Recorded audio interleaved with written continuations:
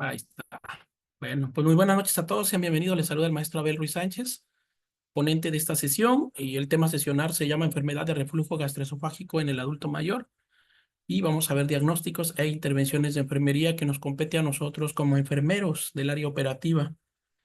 Y bueno, me gustaría iniciar esta sesión preguntándote, primero, haciéndote una pregunta. ¿Quién de nosotros hoy en día sufre de esta enfermedad? Sí, enfermedad de reflujo gastroesofágico. ¿Alguien hoy en día sufre de los alumnos presentes a esta sesión clínica? No, Yo maestro. ¿Alguien? no.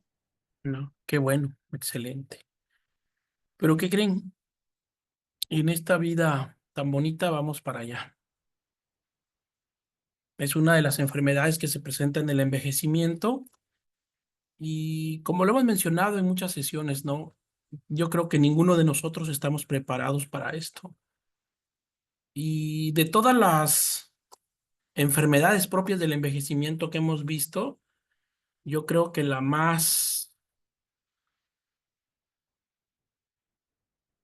que más lesiona tu tejido. En este caso, esta enfermedad lo que lesiona es ¿cómo se llama el órgano que va a lesionar? ¿Cómo se llama? ¿A qué órgano va a lesionar esta enfermedad? A la Esófago. esofagia. Al esófago. Así es, al esófago. ¿Alguna vez se te ha regresado contenido gástrico por el esófago? ¿Qué se siente?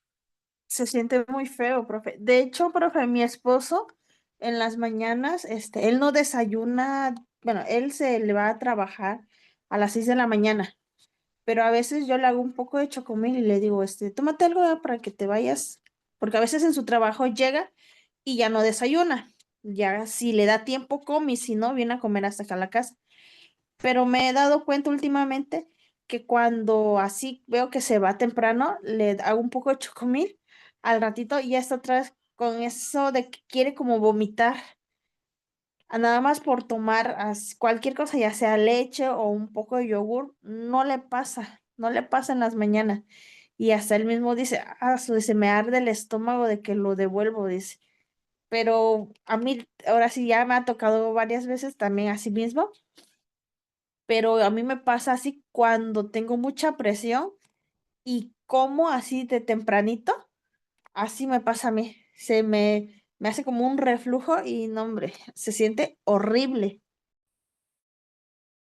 Y es, gracias a Mayrani, así es. Se siente muy horrible, sobre todo como lesiona el contenido. Recordemos que en el estómago tenemos ácidos y el principal es el ácido clorhídrico. Al regresarse en conjunto con el bolo, así con bolo alimenticio, ¿qué es lo que va a hacer? Va a quemar literalmente, ¿no? Imagínate esa sensación cuando tienes una herida y te ponen alcohol. Ese dolor que sientes en esa herida que tienes y te ponen alcohol, ese ardor, es lo mismo que se siente en el esófago, porque lo lesiona, ¿sí? Entonces, el problema acá es que nosotros tenemos una válvula, ¿sí? Nuestra válvula, es la válvula esófago gástrica que tenemos ahí, que esa válvula lo que hace es detener, ¿sí? Lo que comúnmente se llama como cardias, así se le llama, pero no vamos a entrar mucho a la parte de anatomía, ¿no? ¿Qué es lo que pasa ahí? Que permite esa válvula que se regrese el contenido de ácido clorhídrico en conjunto con alimento hacia el esófago y lo lesiona. De hecho, cuando el bolo alimenticio viene de la boca y baja por el trayecto al estómago, pues no trae ácido clorhídrico, por eso no nos duele. Pero cuando esta enfermedad ya está establecida en el paciente, que esa válvula ya no está trabajando bien, pues está quemando constantemente al esófago. Y ahí es donde vienen múltiples problemas que presenta el adulto mayor. Esta es una enfermedad propia del envejecimiento, ¿sí? Todos nosotros, si Dios nos presta vida, vamos a llegar ahí y tenemos que prepararnos, pero yo siento que esta es la más complicada. Esta es la más complicada, se ha detectado en pacientes que sufren de esta enfermedad, baja autoestima crónica situacional. Crónica, la autoestima.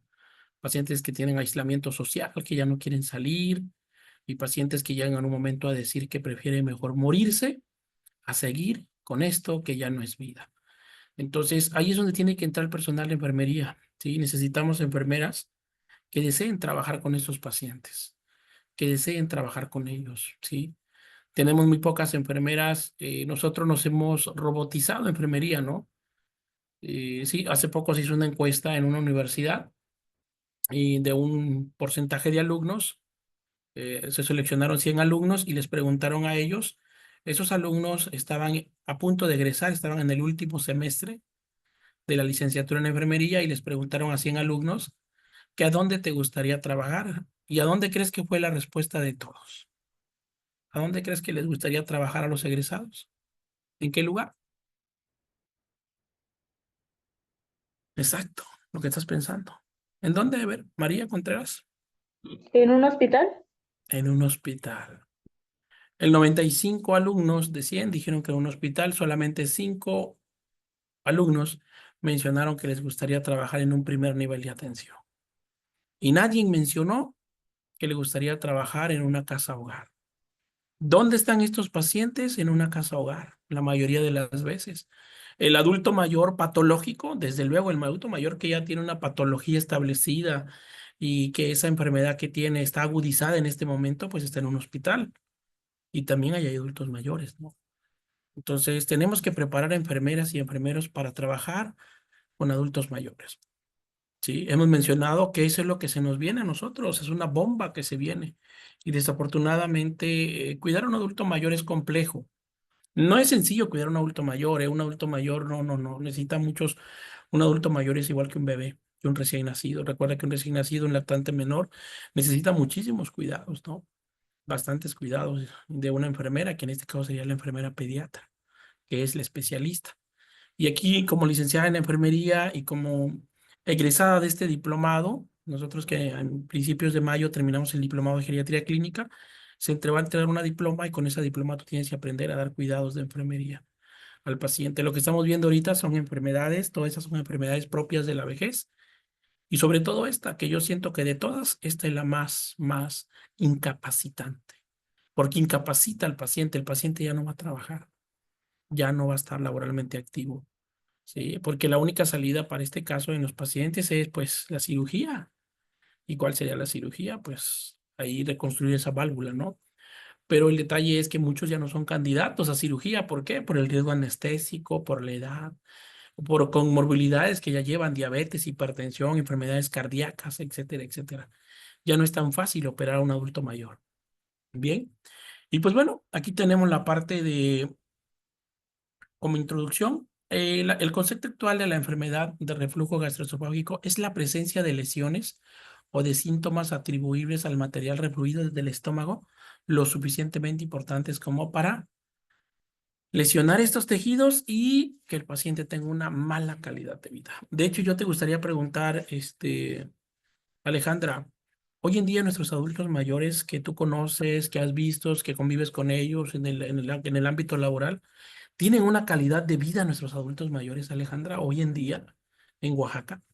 No, maestro, para ser sincera, la verdad es que los adultos mayores del estado de Oaxaca se encuentran en un grado de fragilidad muy grande. De por sí el adulto mayor es frágil, se considera frágil como lo hemos visto, pero en el estado de Oaxaca, por toda la población que hay, dependiendo también de los municipios, hay municipios que se encuentran con bajos recursos, en donde no llega ayuda para nada, a veces no hay ni médicos, ni medicamentos, ni nada, y entonces pues poco a poco también se van degradando y mucho menos porque ellos tienen la capacidad, perdón, para pues buscar algún médico o pagarlo incluso. Gracias, Alejandra, muy bien. Me gustaría preguntarle acá, vi que ahí está la compañera, una compañera que es de México, que ingresó al curso, Rocío Reyes. A mí me gustaría preguntarle a usted, Rocío, ¿los adultos mayores de la Ciudad de México tienen calidad de vida, Rocío?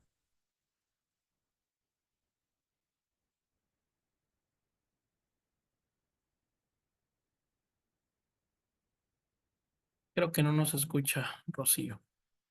Bueno, lo puedes anotar en el chat.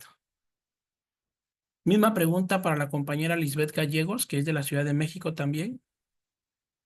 Lisbeth Gallegos, ¿tienen calidad de vida los pacientes, los adultos mayores, perdón, en el Estado de México?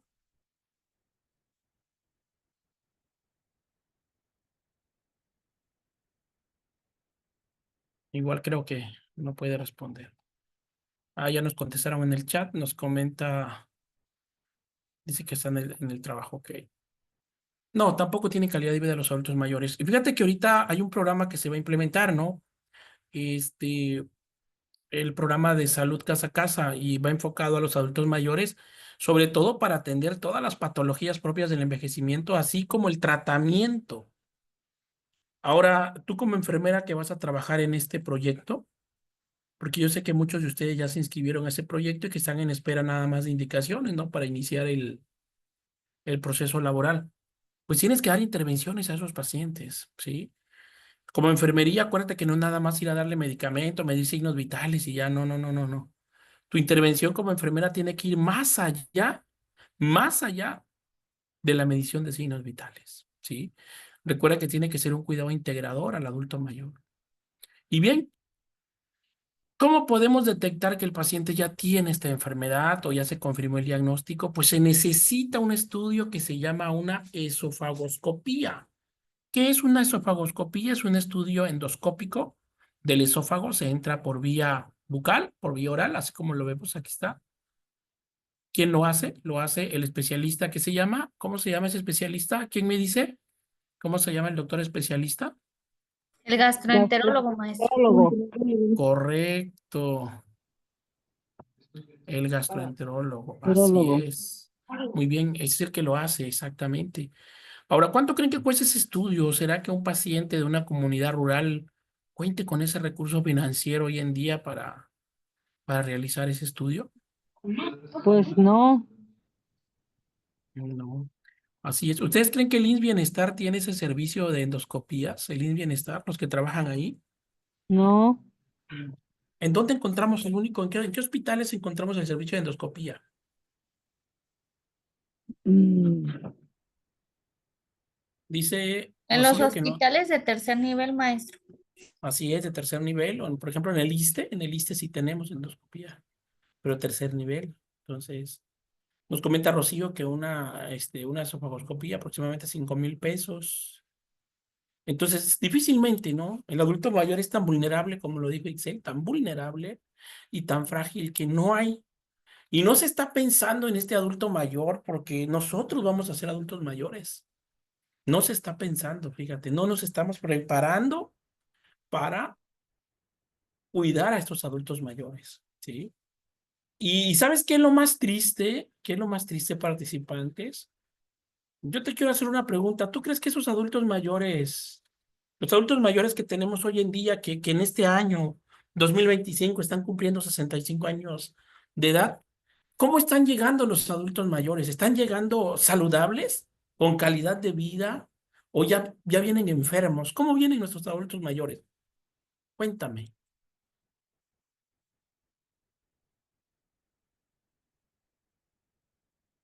Dice que no se escucha. ¿A poco no me escuchan? Sí, maestro, sí se escucha bien. Ah, ok, por ahí su conexión de internet. Por favor, Erendira. No, no están llegando con salud los adultos mayores. Hoy 2025 no, no están llegando. Ya muchos llegan con una enfermedad crónica. Y ahora la pregunta es, ¿tú crees que nosotros, literalmente jóvenes, los que estamos acá, vamos a llegar a la vejez saludables? No. No, para nada, maestro. Que Dios nos bendiga, ¿verdad? ¿Y sabes qué es lo más preocupante, participante? ¿Cómo crees que esté Ixel, Alejandra, los servicios, cómo crees que esté el Sistema Nacional de Salud para cuando tú seas adulto mayor? ¿Crees que habrá más de oportunidades para atenderte? ¿Habrá más campo? ¿Habrá más atención de calidad de la que hoy en día?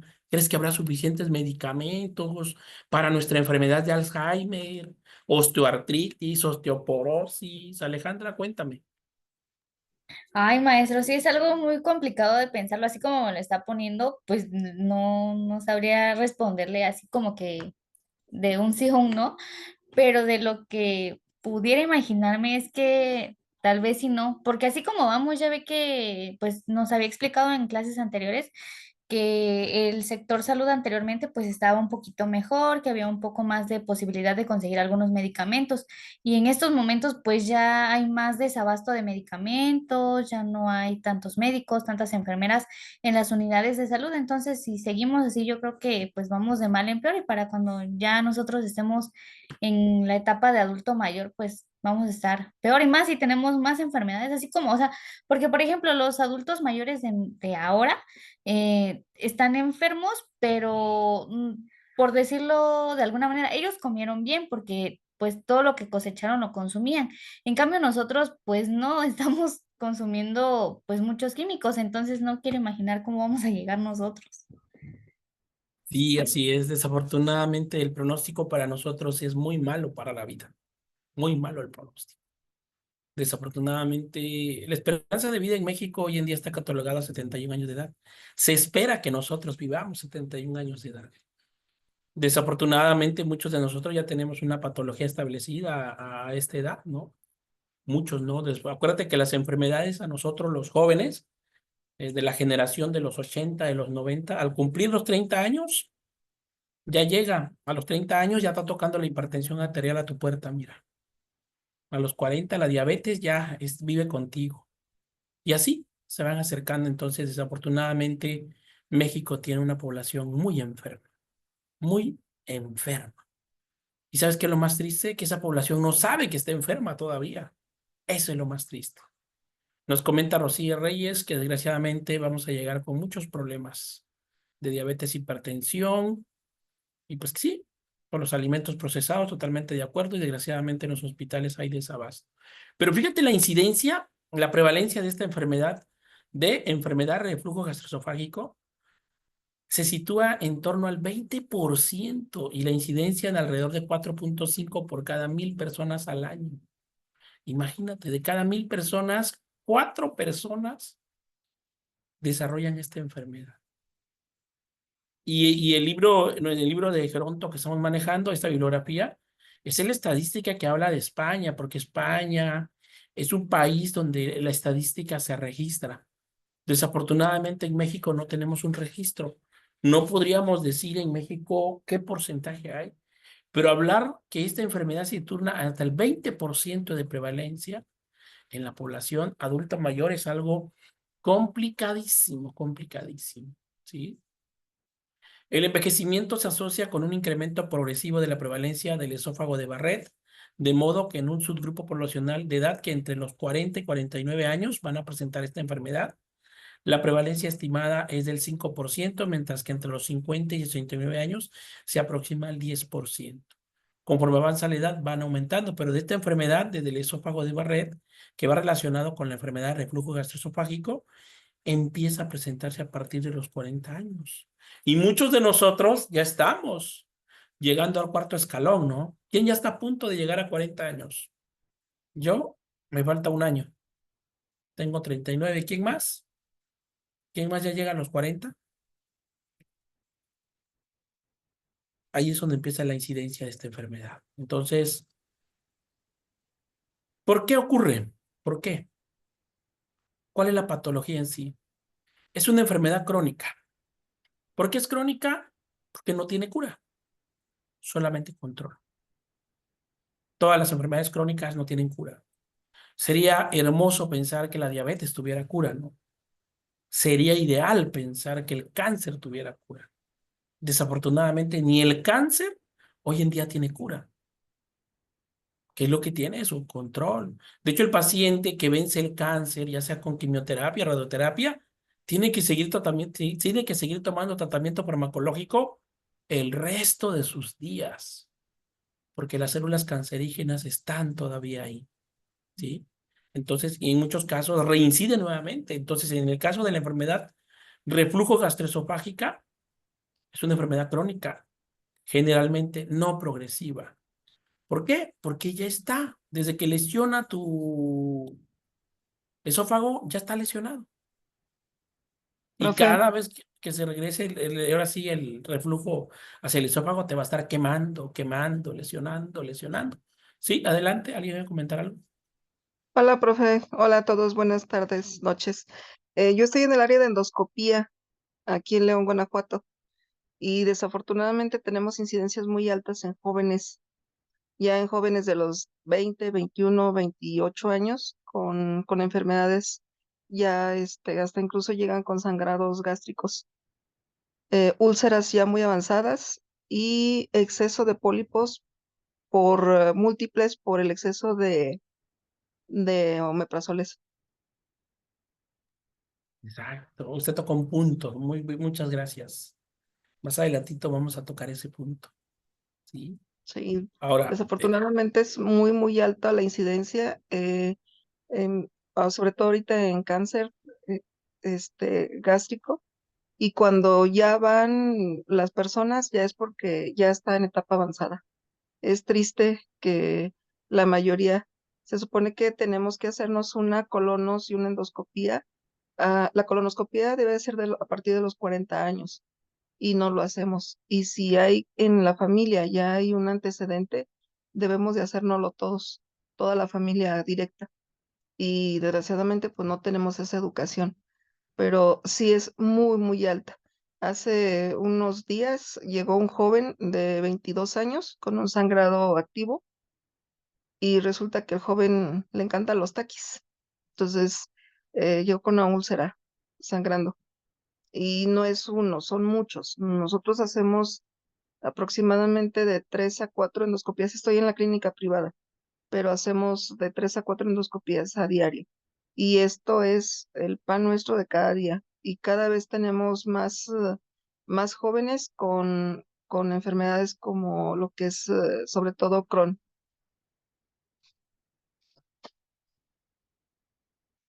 muchísimas gracias. ¿Y cómo cree usted que van a llegar esos jóvenes que hoy en día están con esas patologías ya establecidas a la vejez? ¿Cómo será su envejecimiento? Ah, sabemos que el estómago es la parte que nos da incluso la juventud a la mayoría de nosotros. Si nuestro estómago está sano, todo lo demás está sano. Y no creo que vayamos a llegar muy sanos. Mínimo un cáncer gástrico. Así es, desafortunadamente, ¿no? Y hoy en día la bibliografía existente es de los adultos mayores que ya están con nosotros, que ya llegaron, ¿sí? Y desafortunadamente falta todavía ver la estadística de nosotros cuando lleguemos nosotros a esa edad, ¿no? Entonces, Así es, bueno, muy entonces, triste. no, muy triste. En cuanto a la fisiopatología de la enfermedad, es que en la parte del esófago hay una alteración de los mecanismos defensivos y entre ellos los que se opone al reflujo gastroesofágico, en particular la presión anormal, la baja del esfínter esofágico, que es el que hace que impide. Pero como esto ya está disfuncional, por eso permite el paso del regreso del contenido del estómago. Probablemente el origen de la mayor gravedad de la enfermedad de reflujo gástrico en el anciano es multifactorial. Múltiples factores. Acuérdate que Sí, cuando todos nosotros nacemos, nuestro esófago está bien bonito, mira. Pero conforme pasan los años, como lo acaba de mencionar la compañera que participó, ¿te imaginas el daño que le has hecho a tu mucosa gástrica, a tu mucosa esofágica? Si todos tuviéramos la oportunidad de hacernos una endoscopía, la verdad que te espantara. Yo creo que dejarías de comer por un tiempo, ¿sí? Sobre todo las personas que les gusta comer muchos irritantes, picantes sobre todo, ¿eh? Hay personas que van al límite con los picantes, ¿no? Sobre todo en el estado de Oaxaca. En Oaxaca se consume picante como no tienen idea, ¿eh? Una cantidad excesiva. Y no vamos a dejar de lado acá la toxicomanía, el alcoholismo, ¿sí? Desafortunadamente tenemos un grave problema de salud pública con el alcoholismo en nuestros jóvenes, ¿sí? Que no es solamente un disfrute de una fiesta de una o dos, tres copitas, no. Llegan a embriagarse, o sea, llegan hasta saturarse, ¿no? Llegan a estar en un estado etílico, pero una intoxicación severa, sin imaginar el daño que le están haciendo principalmente al esófago, ¿sí? Entonces, en el anciano es multifactorial. ¿Por qué? Porque al final del día, cuando tú cumples los 65 años de edad, te van a empezar a cobrar la factura. ¿Cómo fue tu vida? ¿Qué malos hábitos tenías? ¿Sí? Y desgraciadamente la dieta de los mexicanos es rica en grasas, como no tienes idea, ¿sí? Y en picante. Y uno de los factores fundamentales es presumiblemente un mayor tiempo a la exposición esofágica al reflujo gastroesofágico y ocasionalmente por el deterioro de la función motora de lo que vimos de la válvula y de este esfínter que está disfuncional, pero la exposición esofágico-gástrica, sí.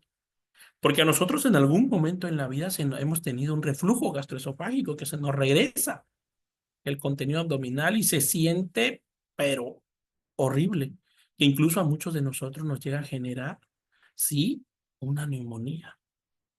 Sí, o sea, cuando es tremendo y que te llega hasta la parte de la laringe, te puede provocar así una neumonía, ¿sí? Una infección, ¿sí? Entonces, tenemos que cuidar al adulto mayor, ¿sí? El adulto mayor ya viene con múltiples enfermedades y otra de las cosas que va a condicionar más este problema de la enfermedad reflujo gastroesofágico es la polifarmacia.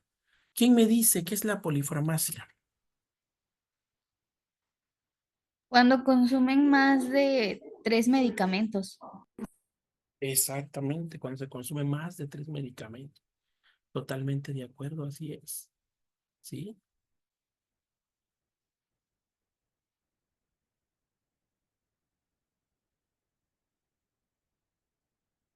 Así es, totalmente. Y hoy en día nuestros adultos mayores, todos tienen polifarmacia. Todos los adultos mayores, ¿eh? Todos los que yo he conocido, te llegan a la consulta con la famosa bolsa de medicamentos. ¿Y qué toma don Juanito? Ah, ahorita se lo muestro, me sacan, ¿no? Y te ponen en la mesa 10 fármacos. ¿Y este para qué es? Este es para la riuma. Ah, ok, para los osteoartritis. ¿Y este es porque no puedo hacer popó. Ok, ¿y este? Ah, este es para la presión, y este para la diabetes, y este para el corazón, y este otro para la próstata, dice don Juanito. Y un sinfín de medicamentos. Y los medicamentos, ¿qué pueden hacer? Esto, alterar la función motora esofágica. ¿Qué quiere decir? Que ese esfínter esofágico va a perder una función útil, ya va a quedar disfuncional. ¿A causa de qué? De estos medicamentos. Acuérdate que los fármacos son buenos hasta cierto punto. Son buenos para controlarte una patología existente que tú tengas, pero también te están generando un riesgo, te están generando un daño. Pero es en ese momento en tu vida, es más el beneficio que el daño que te están generando. ¿Sí? Y te pongo un claro ejemplo. Los AINES. Dime, ¿cuántos adultos mayores que tú conoces consumen diclofenaco oral todos los días para los problemas de osteoartritis? ¿Cuántos conoces?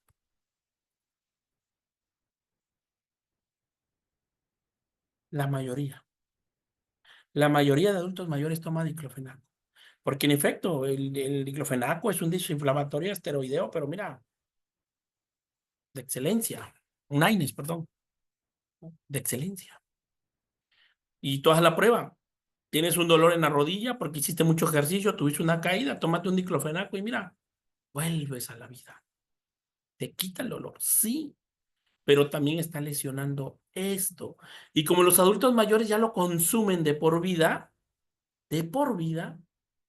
ese adulto mayor que tiene problemas de rodilla, que tiene problemas en los meniscos, es artritis de rodilla. Y el medicamento que consumen, el diclofenaco, solamente es paliativo. ¿Qué necesitaría el paciente? ¿Qué necesitaría don Juanito para dejar de tomar diclofenaco y que ese dolor se le quite de la rodilla para siempre? ¿Qué necesitaría? ¿Qué sería lo ideal?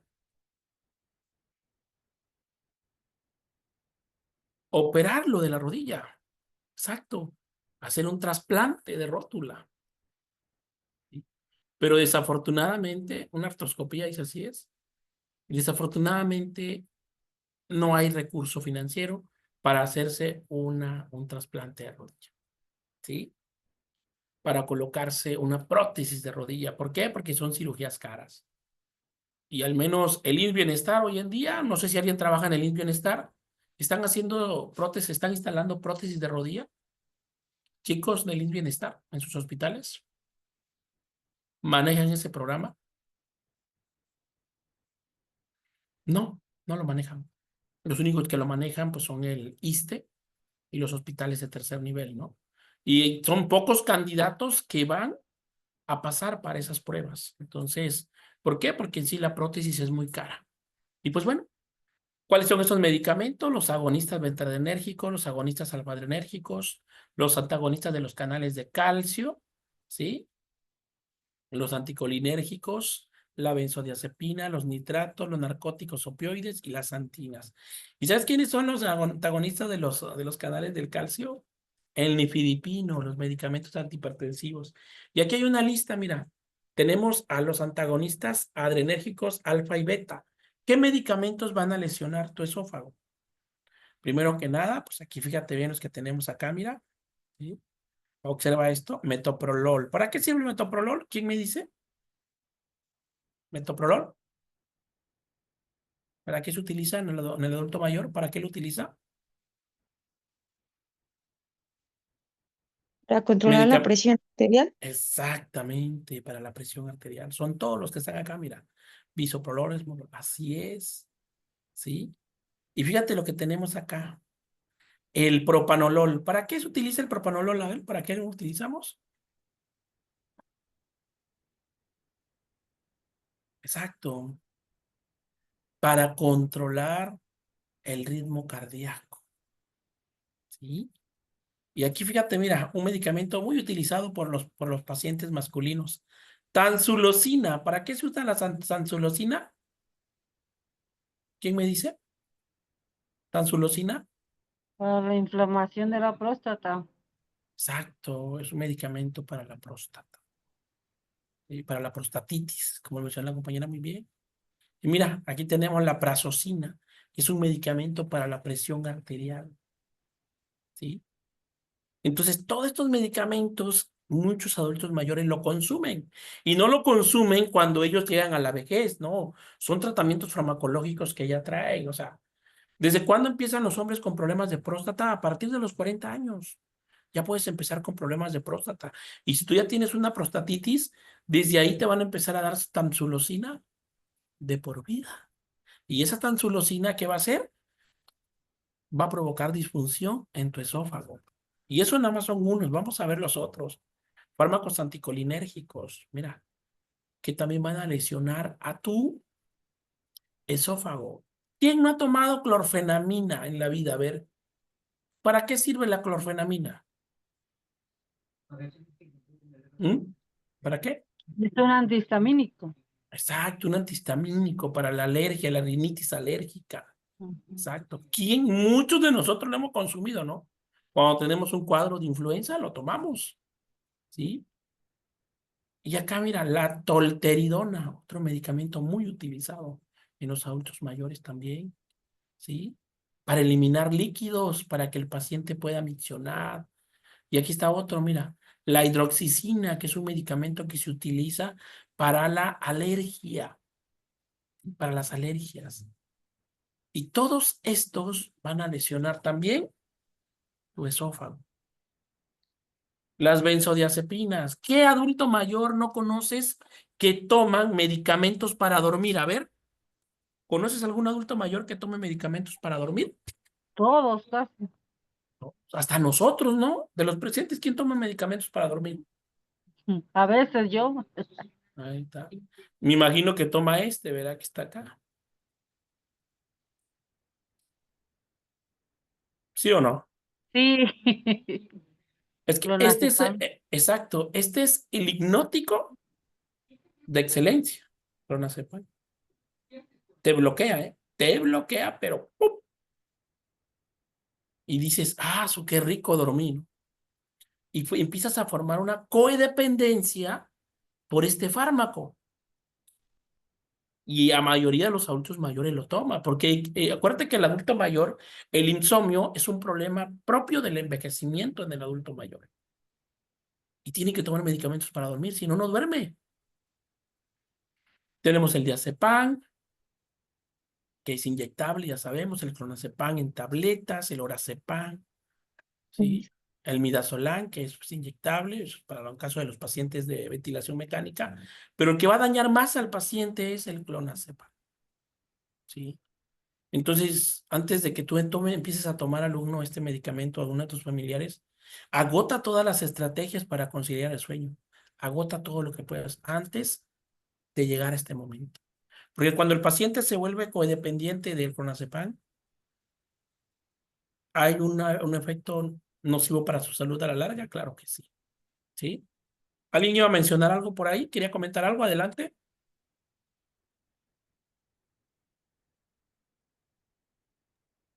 Oiga, maestro, ¿qué me puede decir de la melatonina? Ah, también. Así es. También. Aquí nada más mencionamos unos cuantos. También todos los de la bomba de protones, que son todos los omeprazoles, lansoprazol, genotoprazol. Todos esos sí se tienen que utilizar, pero por cierto tiempo. Tanto el omeprazol, por ejemplo, a ver, ¿cuál es el tiempo de uso del omeprazol? ¿Por cuánto tiempo puedo tomar yo omeprazol? Sabemos que el omeprazol, la función principal es para la gastritis, ¿sí? Para desinflamación del estómago, ¿sí? ¿Cuánto tiempo máximo puedo yo tomar? Un mes. Exacto, máximo. ¿Y el adulto mayor cuánto tiempo lo toma?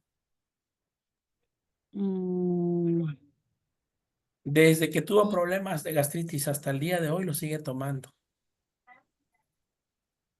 sí. Y eso ya lesionó el esófago. Ahora, ¿cuáles son los síntomas que va a presentar el adulto mayor? La famosa pirosis. Cirrosis. ¿Cómo es eso? No, no, es horrible. Si tú una vez lo has sentido, es horroroso. Sensación de ardor o quemazón ascendente retrocessional y la regurgitación. Déjame decirte que es lo más horrible que puede sentir el ser humano. De verdad, de verdad. Y cuando entra esta pirosis, cuando presenta este cuadro, el paciente desde luego que no va a poder dormir. Si le pasa en la noche, en la madrugada, ya no va a poder dormir. Y estos pacientes, de hecho, por ese problema que tienen, van a tener que utilizar una cama especial para dormir. ¿Qué quiere decir? Más que una cama, una posición. ¿Cuál sería la posición para que pueda descansar mi adulto mayor que tiene pirosis, que ya tiene esta enfermedad? ¿Cómo se llama?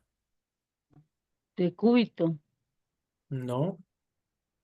Pues yo creo que es semifowler, ¿no? Semifowler, semiflower. Ajá, sí, Eso, semifowler. semifowler. Semifowler. Semifowler o incluso fowler, totalmente Semifowler. sentado en la cama. Sentado. ¿Sí? Y entonces el paciente, lo ideal sería que tuviera una cama hospitalaria en su casa, ¿no? Para dormir. ¿Sí o no? Que le dé esa Sí. posición. Pero la mayoría de los adultos mayores no tiene ese recurso. Entonces ahí con sábanas, cobijas y se hace todo eso, ¿no? Para poder tener eso. Y fíjate otros síntomas que va a presentar el adulto mayor. Sobre todo la posición que mencionaron en decúbito es cuando ocurre eso. Por eso se debe evitar, si el paciente ya debemos evitar esa posición. Ok, aquí nos mencionan hemifolio, ok, muy bien. Va a haber otro síntoma, la disfonía. ¿Qué es la disfonía? Que va a ser ocasionado por la laringitis, ¿sí? Problemas para hablar. Ajá, cuando tiene Ajá, problemas para... exacto. Y ya no, ¿qué dijiste? Es que voy a hacer esto. Y ya no escucha, ¿sí? Un carraspeo, una sensación de cuerpo extraño, ¿en dónde? En la laringe. Es que siento algo atorado acá. Y están tome y tome agua y nada, es que lo siento, lo siento. Y esto va a condicionar un dolor en el tórax, tos crónica, ¿sí? Ese paciente que siempre lo ves que anda tosiendo, ¿sí? Incluso puede desarrollar hasta asma y manifestaciones orales como las erosiones dentales, ¿no? Que sería lo más complicado. Y de hecho en el adulto mayor, pues acuérdate que lo que tiene que cuidar son las únicas o pocas piezas dentales. Y si con esto va a lesionar ahora sí las piezas dentales, no, pues imagínate, el adulto mayor. La sintomatología es más frecuente en los adultos mayores. Se presenta más marcado. Pero muchas veces las manifestaciones extraesofágicas, como el dolor torácico, los síntomas respiratorios o laringeos, pueden ser la forma de presentación de la enfermedad. ¿A qué se refiere esos síntomas respiratorios y laringeos? Que el paciente como que se ahoga, ah, como que respira, pero es por el mismo dolor que le está generando esta pirosis. Y ahí, por ejemplo, muchos dirán, muchos adultos mayores cometen el grave error cuando están pasando por eso. ¿Qué le recomiendan sus propios vecinos? Tómate un tehuacán. ¿A poco no? Tómate un tehuacán. Y no, al contrario, lo va a lesionar más. Ahora bien, ¿cómo se va a hacer el abordaje en el diagnóstico de esta enfermedad en el anciano? Pues bueno, principalmente ya lo sabemos que es una endoscopía. Es la técnica de elección para el diagnóstico de la esofagitis y de las complicaciones por la enfermedad de reflujo gastroesofágico. Su especificidad es muy elevada, más del 90%, pero su sensibilidad es baja, ya que más de la mitad de los pacientes que sufren la enfermedad no presentan lesiones en la mucosa esofágica. Imagínate un dato interesante, pero ¿qué crees? Ya tienen los síntomas.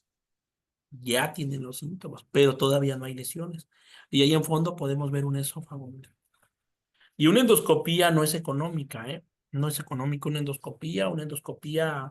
¿Quién me da el precio por ahí una endoscopía? ¿Cómo anda en un particular? Con un gastro 5,000 particular, pesos, 5 5,000. mil, 7,800 7,800. ¿Tú crees que con la Aquí en pensión de la... Tijuana, perdón, aquí en Tijuana el doctor que es nuestro gastro dice que ellos cobran $600. Wow, ¿cuánto equivale eso?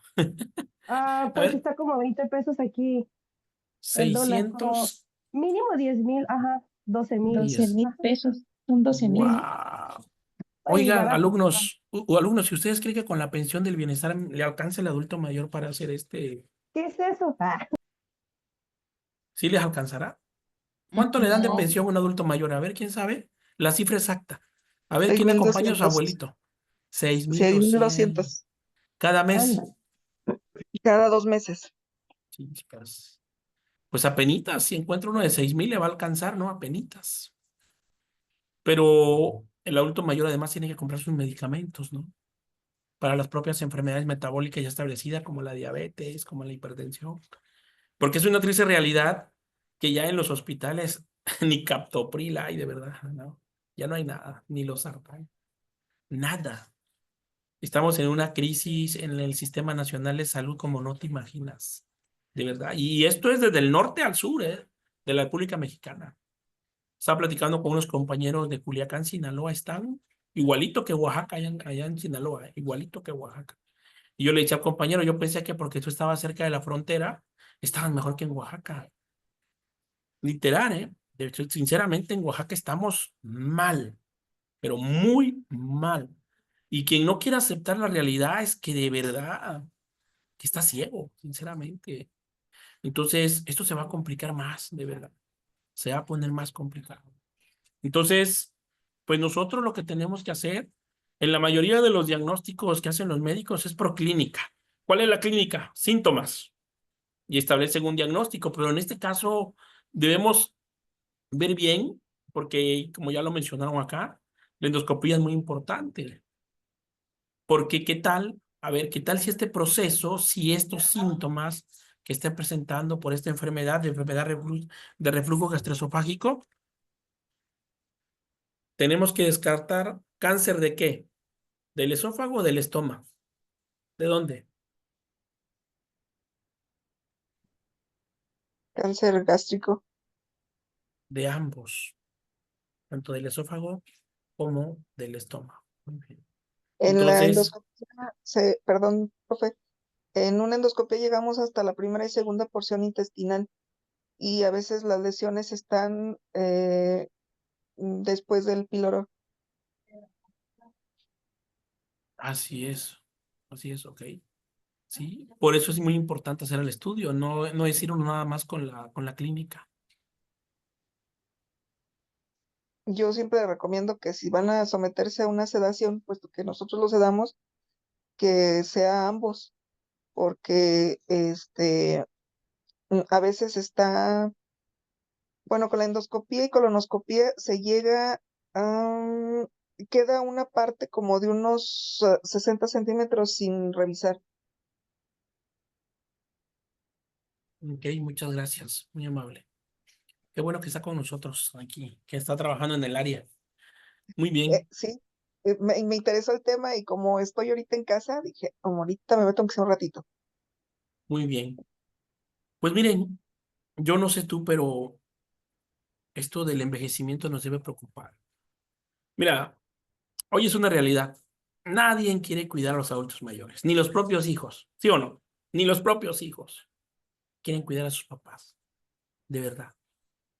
La incidencia de abandono en el adulto mayor es altísima. Todavía en los años 2000 era una estadística de un 20% de abandono. ¿Sabes cuál es la estadística del 2020 en el abandono del adulto mayor? 85% de los adultos mayores en México viven en abandono. Imagínate. Ahora te pregunto yo, cuando tú y yo y nosotros seamos adultos mayores, ¿en cuánto crees que esté esa estadística? ¿En cuánto crees que llegue? En un 100%. Literal, vamos a estar abandonados. Ahora yo te quiero preguntar, alumno, ¿tú te imaginas llegar a la vejez así, alumno? Así como doña Juanita. ¿Qué problema de salud tiene doña Juanita? ¿Qué observas en doña Juanita? A ver, ¿qué me puede decir?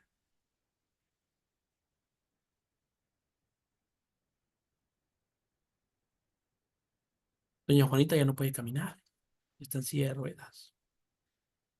¿Sabes qué le pasó? Le dio un EBC. ¿Qué es un EBC? Pues un derrame cerebral. ¿Sí? Imagínate si llegamos así. ¿Será calidad de vida?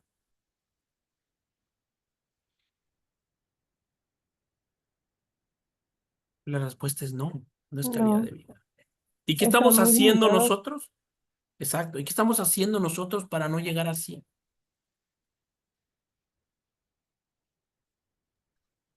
Es lo que no se ha fomentado, profe, el autocuidado. Yo Y, siento que si y- empezaran desde el área de primaria a enseñar a los niños a tener autocuidado, eh, la diferencia sería muy grande. Así es. Y déjame decirte que doña Juanita es de la generación de hierro. ¿Por qué se le llama generación de hierro? Aquellos adultos mayores que son un roble. ¿Has conocido adultos mayores que son un roble? 80, 90 años. Y sin ninguna enfermedad metabólica. ¿A poco no? ¿Tiene diabetes? No. ¿Presión alta? No. Y le mide su presión arterial y tienen una presión, mira. ¡Wow! ¡Qué envidia! Yo quisiera tener esa presión, ¿no? Porque queda claro que ellos tuvieron un nivel de vida diferente, una alimentación diferente. ¿Qué será de nosotros cuando alcancemos la mayoría de edad? 65 años. No, no me quiero imaginar. De hecho, la esperanza de vida en México es muy alta, yo lo veo muy alta, 71 años.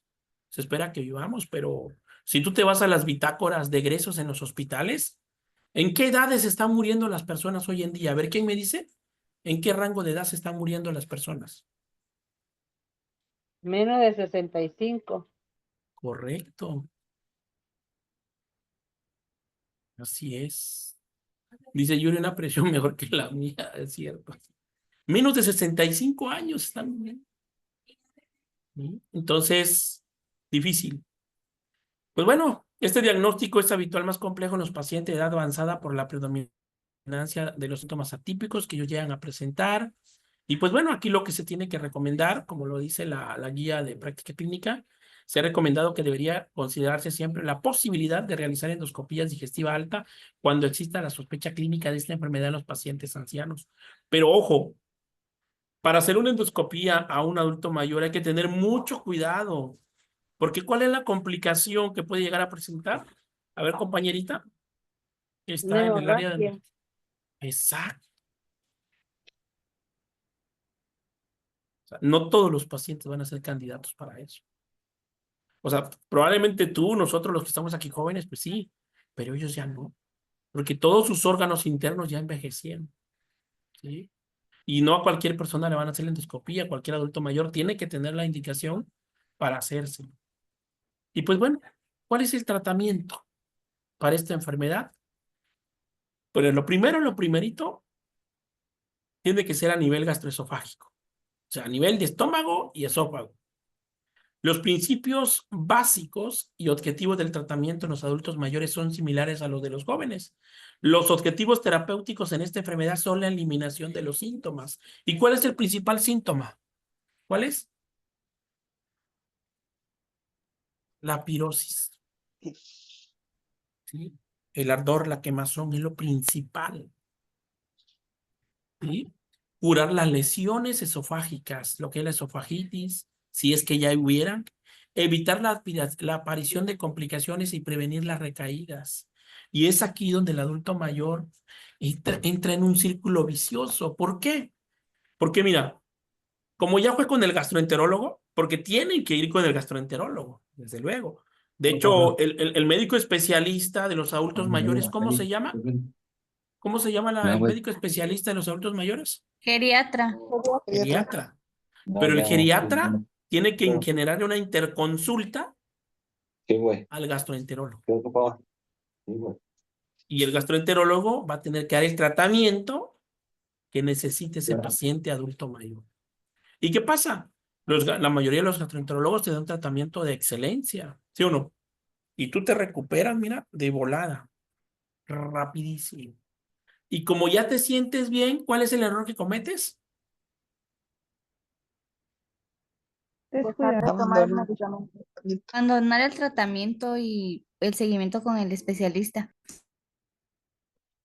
Y vuelves a recaer otra vez, y vuelves otra vez, y se vuelve ese círculo vicioso. Vas, vienes, vas, vienes. Y a muchos de los gastroenterólogos, entre más consultas vengas conmigo, pues mucho mejor. ¿Cuánto estará la consulta con un gastroenterólogo? ¿Será que cobran igual como los médicos de similares, 50 pesos la consulta? No, de 1,000 a 1,100 pesos. Imagínense, de 1,000 a 1,100 pesos, mucho dinero, ¿no? Entonces, se tiene que educar al adulto mayor, pero sobre todo aquí va a ser un cuidado interdisciplinario, tanto de luego como la familia, como con psicoterapia, con nutriología, todo. Un equipo multidisciplinario para atender al adulto mayor.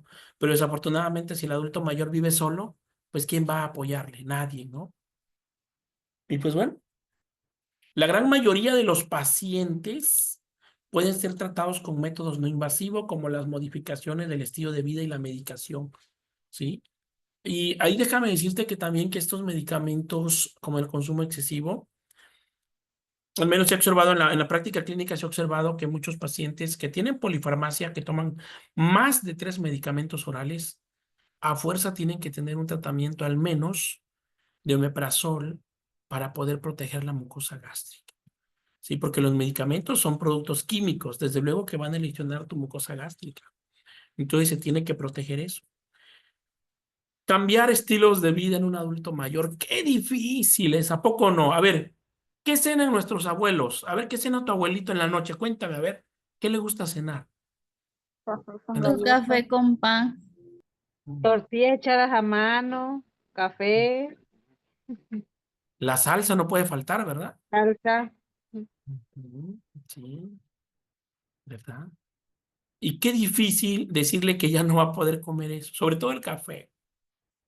El café es malísimo para la vida, malísimo el café, malo, pero malo. Aunque sea descafeinado también es malo, olvídate, es malo, por la grasa, ¿sí? Entonces, qué difícil es que el adulto mayor cambie sus hábitos, ¿no? Y aquí entramos en un dilema donde nosotros le vamos a mostrar el plato del buen comer a un paciente que vive en una comunidad rural, que vive en la sierra. Y tú le vas a decir, mire, esto es lo que tiene que usted comer acá, lo que ve usted acá. Y se queda viendo, a ver, atún. Y le vas a decir al paciente, adulto mayor, pues mire, usted va a comer atún, solo atún, sin nada de prepararlo, solo el atún, con una tostada, ¿sí? Con una tostada deshidratada, de las que venden esas tostadas light. Eso va a cenar usted, ¿sí? Con un vasito de leche de soya. ¿Qué crees que te diría tu abuelito si le quieres ofrecer esa cena? Tú como enfermera. ¿Qué Nos te mandan diría? al carajo. No, ni le digo lo que nos diría. Exacto. Entonces, es difícil cambiar hábitos dietéticos. Si nosotros ni siquiera cambiamos hábitos dietéticos, pero él sí lo tiene que hacer porque es para su tratamiento.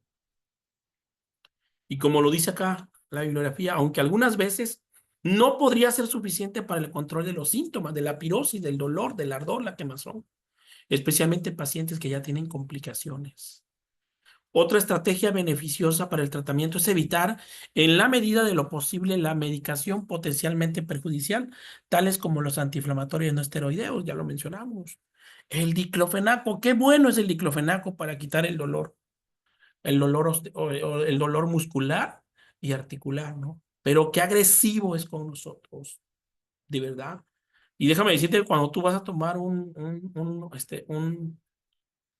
AINES, piénsalo 2 veces. Te va a quitar el dolor, sí, te va a quitar el dolor, pero te va a lesionar también tu mucosa gástrica, ¿sí? Los medicamentos que tienen potasio, muchos de nuestros pacientitos toman sales de potasio, ¿sí? Los bifosfanatos, los betabloqueadores, ya lo mencionamos, ¿no?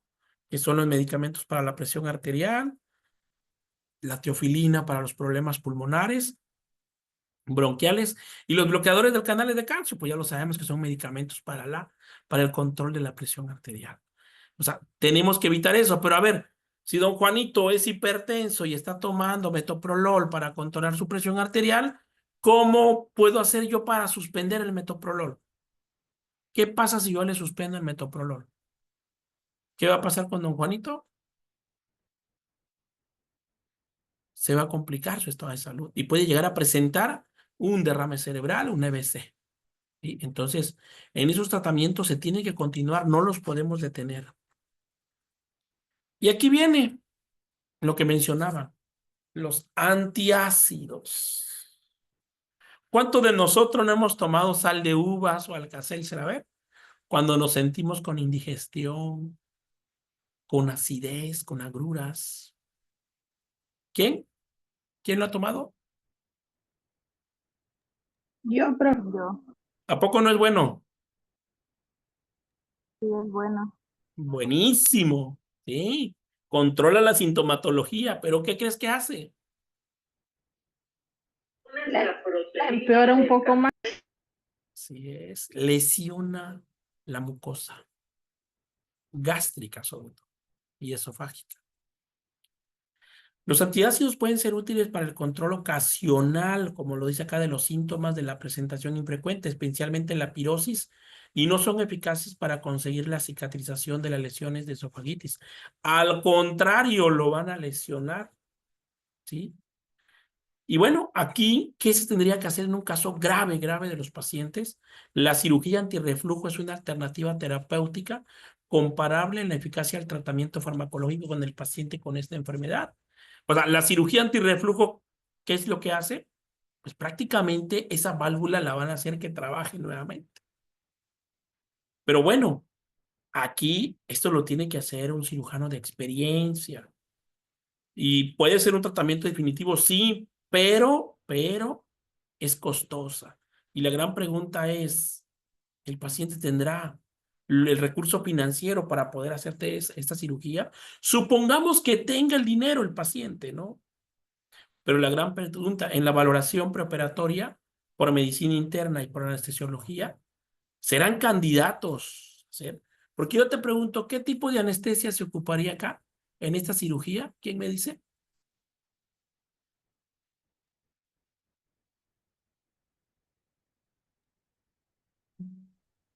Una sedación. La mayoría de las veces anestesia general. Y los adultos mayores ya no son candidatos a una anestesia general. Ya no. Ahí cuando se confirma en la hoja de consentimiento informado el riesgo-beneficio y los familiares tienen que firmar donde acepten que si el paciente en el momento de la cirugía llega a fallecer, pues ni modos, se intentó, pero es el riesgo-beneficio, o sea, el paciente ya tiene este problema grave de reflujo gastroesofágico y la única salida es la cirugía. Bueno, y cuenta con el recurso financiero, lo puede pagar adelante, pero por las enfermedades que ya tiene este paciente, diabetes mellitus, problemas cardiovasculares, de hipertensión arterial, es un paciente con alto riesgo de fallecimiento en el proceso de la cirugía, en el transoperatorio o incluso del posoperatorio. Entonces, tienes que firmar, ¿no? Lo tenemos que hacer, pero si ya falleces, pues ni modo, ¿no? Pero se intentó, al menos se intentó, se trató de hacer. Y pues bueno, como estrategias terapéuticas para la enfermedad de reflujo gastroesofágico, pues bueno, va a depender de la gravedad de los síntomas, pero tenemos lo siguiente. En el caso del reflujo ocasional sin alteración en la calidad de vida, dada la benignidad clínica, el tratamiento demanda con antisecretores y medidas higiénico-dietéticas. O sea, te tienen que dar unos medicamentos para proteger esa mucosa y cambiar hábitos alimenticios. Pero si el paciente tiene síntomas frecuentes 2 veces por semana, con deterioro en la calidad de vida, la mejor estrategia para esta enfermedad es indicar un tratamiento antisecretor potente en la fase aguda para obtener una rápida remisión de los síntomas y de la cicatrización de la esofagitis. Pero ¿quién va a dar este tratamiento? Pues únicamente lo va a dar el gastroenterólogo. Pero como aquí lo menciona, el tratamiento empírico inicial se realiza mediante inhibidores de la bomba de protones, así se llama, durante 4 semanas. ¿Y quiénes son esos inhibidores de la bomba de protones? El omeprazol, el pantoprazol, el lansoprazol, pero solo por 4 semanas se va a dar ese tratamiento inicial. Ante la ausencia de respuesta o el alivio parcial de los síntomas, está justificada doblar la dosis y prolongar el tratamiento hasta 2 meses. Estaría. Pero si eso no mejora, pues es que el problema que tiene el usuario es un problema grave. Y sobre todo aquí, mira, si a ti te toca tener adultos mayores y que van a tener un tratamiento especial alumno para controlar esta enfermedad, sobre todo si son adultos mayores con principios de esta patología, yo sí te recomiendo que le recomiendes medicamentos de patente. ¿Cuánto creen que, a ver, cómo se llama el medicamento de patente? El omeprazol de patente, ¿cómo se llama? Ahí en el mercado, en el laboratorio farmacológico, ¿cómo se llama? Inhibitran, Ah, ese es uno. El otro, genoprazol. Prazol. Y hay muchos, pero patente. Ahora, en farmacias similares encontramos el genérico omeprazol. ¿Cuánto creen que vale en farmacias similares el omeprazol? Aquí está, 25 mira, pesos. aquí tengo uno, te lo presento, mira. ¿Cuánto creen que valga? 25. 25 pesos. Ese se llama Domer, se llama esto. ¿Y cuál crees que necesita el adulto mayor? Uno de 25 pesos. ¿Cuánto vale el de patente? A ver, más o menos por ahí. ¿Cuánto estará?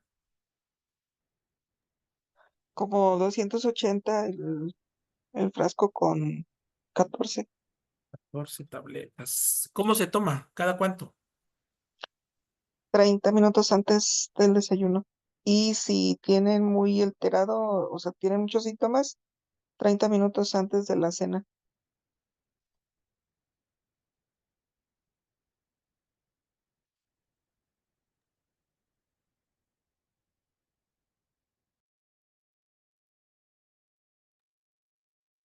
No lo escuchamos, profe.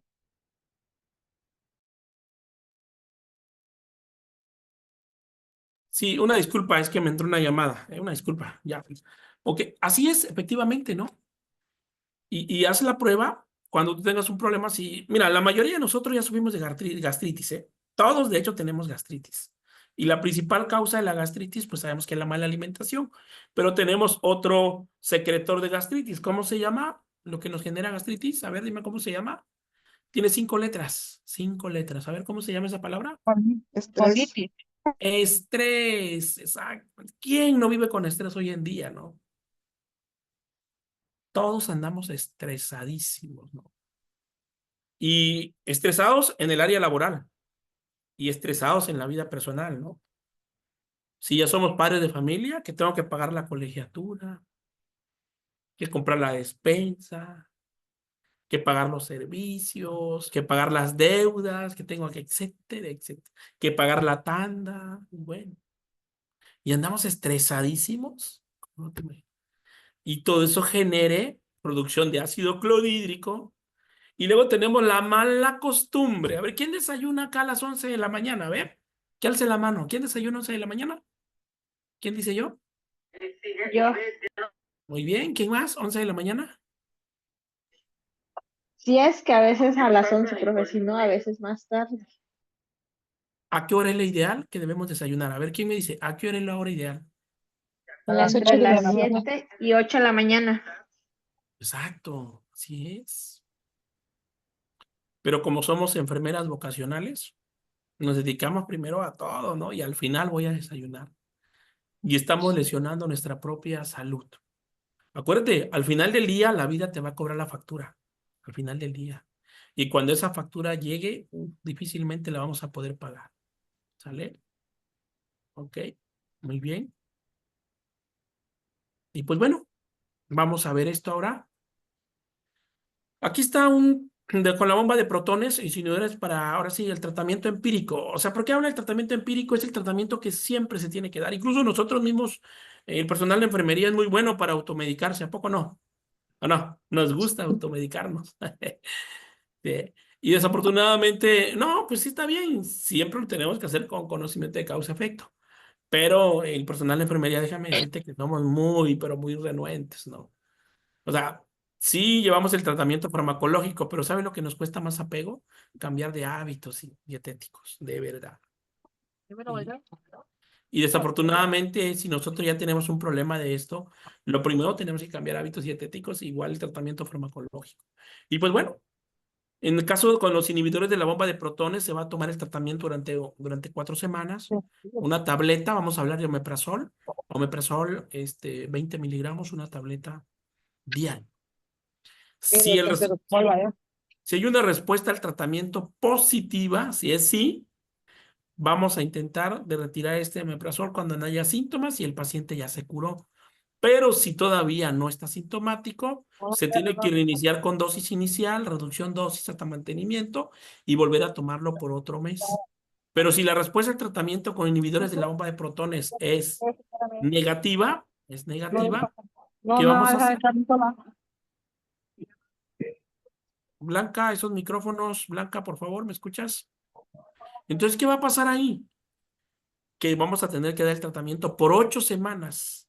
Y si hay una respuesta positiva al tratamiento, si sí, va a haber reducción de dosis hasta dosis mínima eficaz o hasta que se interrumpa ese tratamiento. Y ambos nos pueden llevar a un buen control del tratamiento o todo lo contrario, ¿no? Y si el tratamiento no funcionó, si el tratamiento fracasó, ahora sí, el paciente pues tiene que ya hacerse una endoscopía y ir con el gastroenterólogo y todo lo demás, el tratamiento que sigue, Mucha gente. ¿sí? Ahora, ante los síntomas de alarma, ¿cuáles serían lo que nos debe preocupar a nosotros como cuidadores de adulto mayor, como personal de enfermería? Lo primerito, ¿eh? Disfagia. ¿Qué es la disfagia? ¿Quién me dice, alumnos? La dificultad para pasar los alimentos. Correcto. Sí. Cuando ya hay eso y tienes síntomas de reflujo gastroesofágico, algo no está bien ahí. Ya no. ¿Sí? Es probable que ya haya por ahí una obstrucción o algo que esté generando esto. Hematemesis. ¿Qué es la hematemesis? Vómito con sangre. Correcto. Y disminución de peso. Estos 3 síntomas nunca los vayas a olvidar. Déjame decirte. La disfagia, la hematemesis y la disminución de peso son síntomas de qué? ¿Quién me dice? ¿Síntomas de qué? De cáncer gástrico. Síntomas de cáncer gástrico. Desafortunadamente. ¿Sí? No lo olvides. Disfagia, hematemesis y disminución de peso. Se realizará entonces una endoscopía digestiva alta y con respecto a lo que encontremos, recuerdo a los resultados, se va a iniciar tratamiento. Y si desafortunadamente es cáncer, ¿con quién tenemos que canalizar este paciente? ¿A dónde lo tendremos que enviar? Pues a ¿Cómo se llama el oncología. especialista? A oncología. Oncología. Exactamente. Si el paciente nunca había tomado medicación, se va a prescribir, pues, los inhibidores de la bomba de protones, que vamos saliendo el omeprazol, a dosis estándar durante 8 semanas. Y si ya los tomaba, debe doblarse la dosis y completar 8 semanas. Por ahí, si me ayudan apagando sus micrófonos, por favor. Y aunque mejoren los síntomas, se han de mantener a largo plazo y a dosis terapéuticas. Entonces, ahí en esa parte a nosotros sí nos va a afectar bastante. Sí, nos va a afectar bastante.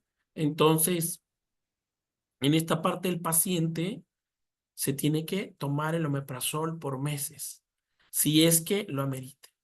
Y pues bueno, la alternativa quirúrgica debe estar presente en este grupo de pacientes tras acabar la estrategia terapéutica inicial, dependiendo de la situación del paciente. Como les decía, si el paciente tiene comorbilidades que son enfermedades asociadas, como diabetes, hipertensión, problemas cardiovasculares, pues no va a ser candidato a un procedimiento quirúrgico. ¿Sí? El tratamiento de las complicaciones requiere una terapéutica farmacológica intensa y en ocasiones cirugía, pero siempre y cuando si el paciente lo acepte y sea candidato a cirugía. Si no, no, porque lo más seguro que va a fallecer durante la cirugía. En el caso del tratamiento de la esofagitis grave, pues bueno, se tiene que dar inhibidores de la bomba de protones, lo que es omeprazol, por 8 semanas. Si no tratamiento previo, dosis estándar hasta de 8 semanas, como ya he mencionado. Si hay mejoría, el tratamiento de mantenimiento va a ser con una dosis estándar de bomba de protones y vamos a evaluar la respuesta de 6 a 12 meses. Si hay un buen control, pues vamos a continuar con el mismo tratamiento, dando omeprazol, pero si hay un mal control, pues no habrá mejoría y se tiene que mandar a cirugía a este paciente. Y ahora sí, como personal de enfermería, estos son los diagnósticos que tiene mi paciente con este problema de reflujo gastroesofágico. Y aquí tenemos al primerito. ¿Creen que va a poder dormir don Juanito cuando presente pirosis?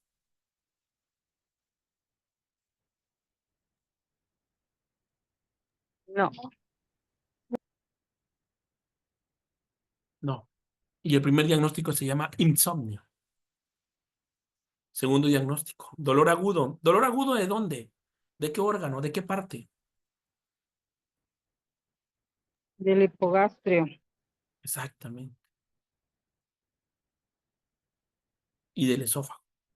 Patrón del sueño perturbador, desesperación, otro diagnóstico, baja autoestima situacional. ¿Creen que ese paciente tenga la autoestima baja, que ya tenga esa enfermedad?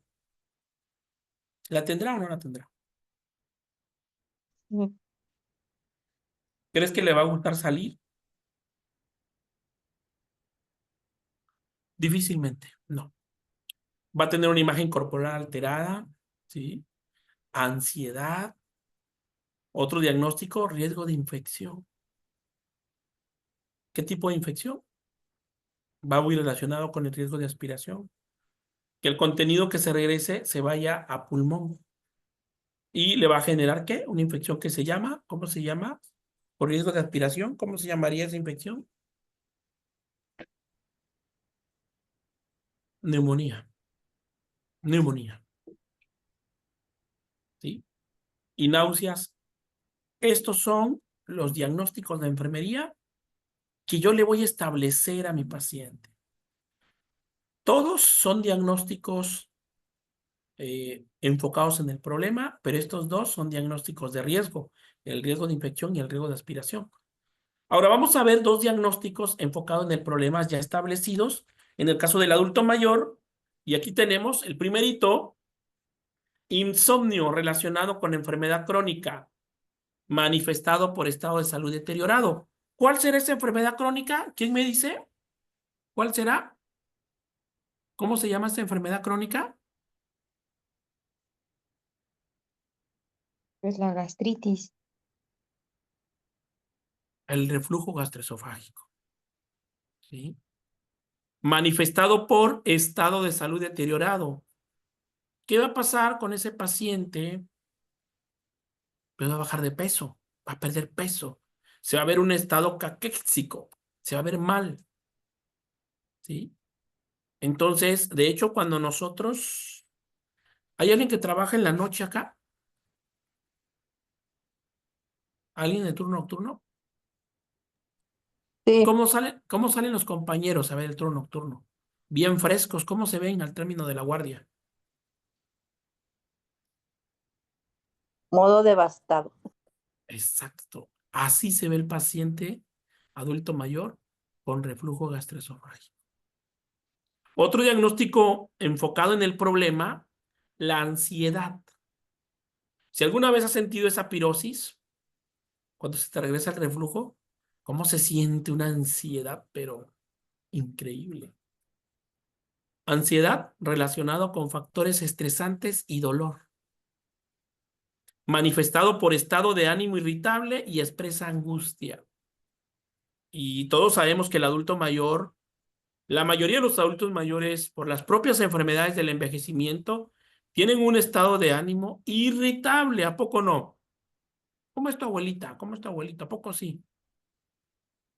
Se enoja, ¿no? Y andan de mal humor. Más aún si tienen esta enfermedad de reflujo gastroesofágico.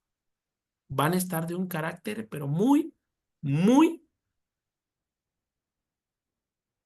irritable. ¿Y qué nos toca a nosotros como personal de enfermería? Comprenderlos, tener empatía. Y estos son los dos diagnósticos principales en esta patología. Pero como enfermera o como enfermero, ¿qué es lo que tenemos que hacer? Pues lo que ya sabemos, intervenciones de enfermería, nuestras intervenciones independientes de enfermería. Y aquí las tenemos. Manejo de las náuseas, ¿sí? Vamos a hacer actividades para prevenir esto. Y manejo del dolor agudo, ¿sí? Del dolor agudo, pues aquí, como lo mencionamos, pues los inhibidores de la bomba de protones, como el omeprazol, pantoprazol, lansoprazol, harían ese tratamiento, ¿sí? Aquí, en el caso de un paracetamol, ¿será que pueda controlar un paracetamol ese tipo de dolor? ¿Qué piensa? Desde luego sería un paracetamol intravenoso, desde luego. ¿Creen que sí lo controle? No, dice Rocío Reyes. Claro que no. ¿Qué analgésico intravenoso le podemos dar a este paciente que tiene una crisis de esta enfermedad y que está hospitalizado? ¿Cuál sería? A ver, ¿quién me dice? ¿Cómo se llama ese analgésico? ¿Qué es el analgésico de excelencia? ¿Cómo se llama? utiliocina. Mm, sí, pero la butiliocina es... ¿Cómo? ¿Alguien lo mencionó? Su nombre empieza con la letra T y se aplica en Ah, infusión. ¿Cómo? el tramadol, Tramadol, es analgésico de excelencia para estos pero casos. también el tramadol a algunos les provoca náuseas. Así es, sí. Por eso aquí se va a tener, pero para eso le podíamos poner un medicamento procinético, como por ejemplo, ¿cuál? La metoclopramida o el ondansetron, ¿sí? Se tiene que ir modulando, ¿sí? Pero lo que menos vamos a poner es un AINES. Aunque sea intravenoso, ¿hay repercusiones? Sí. Entonces no, ¿sale? Y sobre todo ese es el objetivo, controlar el dolor, porque el paciente todo el tiempo va a tener dolor, dolor, todo el tiempo. Pero un dolor quemante, ¿sí? Que va a sentir. Y aquí vamos a tener un problema con este paciente, y aquí es donde entra esta intervención de enfermería, que se llama ayuda con el autocuidado alimentación. ¿Sí? La dieta, ¿cómo tiene que ser la dieta de este pacientito? Ya lo mencionamos, ¿cómo tiene que ser?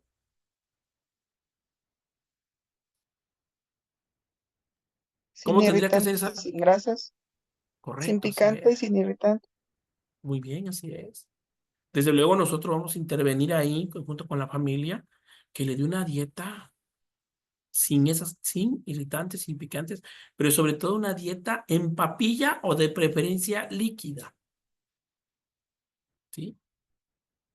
Y nosotros podemos participar, y sobre todo cuando ya el paciente tiene ahora sí, los síntomas de alarma, como la disfagia, tendría que ser totalmente líquida la dieta, ¿sí? Líquida, totalmente. Pero también acá tenemos que tener cuidado nosotros, porque cuando el paciente tiene ese problema se puede broncoaspirar. Y es ahí donde va a entrar tu participación como enfermera. Manejo de los trastornos de la alimentación, eso sería otra intervención de enfermería. Acuérdate que como este paciente no se está alimentando bien, este paciente va a perder peso, va a bajar de peso. Y tú como enfermera tienes que evitar que ese peso decaiga por abajo del percentil 75, no lo puedes permitir, ¿sí? Tiene que mantener un peso el paciente. Terapia de deglución es otra de las intervenciones de enfermería que vamos a utilizar también nosotros como enfermera, y todas las actividades de la terapia de deglución están en nuestro libro NIC.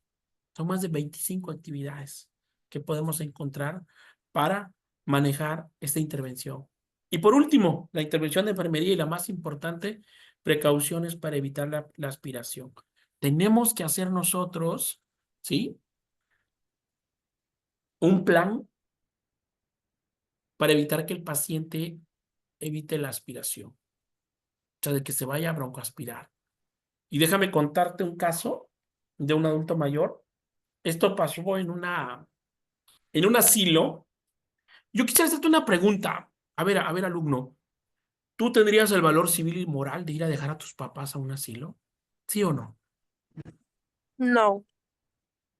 Yo no. No. Te voy a contar una historia que pasó en una casa hogar aquí en el estado de Oaxaca. Falleció un adulto mayor. ¿Tenía que fallecer? No, no tenía que morir, para nada. Y yo te pregunto acá, ¿cuántos de ustedes saben hacer la maniobra de Helmich? ¿Cuál es la maniobra de Helmich? ¿Alguien me puede decir? Que se aplica en este caso, cuando hay una broncoaspiración. Literalmente hablando, el paciente se está ahogando con un bocado de comida o con su propio reflujo gastroesofágico, se está ahogando la propia saliva. ¿Sí? La maniobra de Helmich es con los puños así, en el abdomen, abajo del esternón, vamos a empujar hacia arriba para liberar la vía aérea que está obstruida. ¿Sí? Dice ponerle por atrás, muy bien, Rocío, así es. Entonces, ¿qué pasó en esa casa hogar? Y triste realidad, mira. Y bueno, aquí mi comentario va a ser sin el afán de ofender a nadie, ¿no? Pero al personal de enfermería que trabaja en un asilo tiene que tener muchísimos cursos. Y uno de los principales es el curso de RCP. Por ahí me tocó a mí escuchar un comentario muy egoísta, yo sí lo veo muy egoísta, y me decía una compañera que trabajaba en un asilo. Ay, porque yo le comentaba, oye, ¿qué pasa cuando un paciente se está ahogando o se broncoaspira? No, pues ya que, ya vivió y pues ya se va a morir, pues que se muera. Hasta le estamos haciendo un favor para que deje de sufrir. Qué comentario tan egoísta, ¿no? ¿Tú qué le dirías a esa enfermera que trabaja en una casa hogar, que tiene ese concepto de los adultos mayores? Que Cuéntame. se acuerde que también tiene padres, profe, la verdad. Así es. Y que también pues Y uno que nunca sobre, sabe en qué momento se puede terminar la vida. y que sobre todo también ella puede llegar a esa edad y lo mismo le van a hacer. Así es. Sí, sucedió en Oaxaca. No es humana, maestra. Así es, desafortunadamente. Sucedió en una casa hogar en Oaxaca. Y desafortunadamente muchas casas hogares no le pagan bien al personal de enfermería y contratan estudiantes. ¿Sí o no? ¿Sí o no, María? Usted que es de Oaxaca, María. ¿Sí o no? ¿Está María o ya se fue María? María. A ver, ya se fue María, creo ya no está. María Contreras. Sí, contratan personal, estudiantes, y no digo que no sean buenos, sí, no digo que no sean buenos, pero les falta en la formación, entonces estaba dándole de comer al adulto mayor. Este paciente ya sufría de reflujo gastroesofágico, pero ya tenía el problema de disfagia. Cuando le estaba dando la comida, se regresa el reflujo gastroesofágico y el adulto mayor, en vez de expulsarlo, acuérdate que los reflejos del adulto mayor, el reflejo tusígeno ya casi no está presente en el adulto mayor.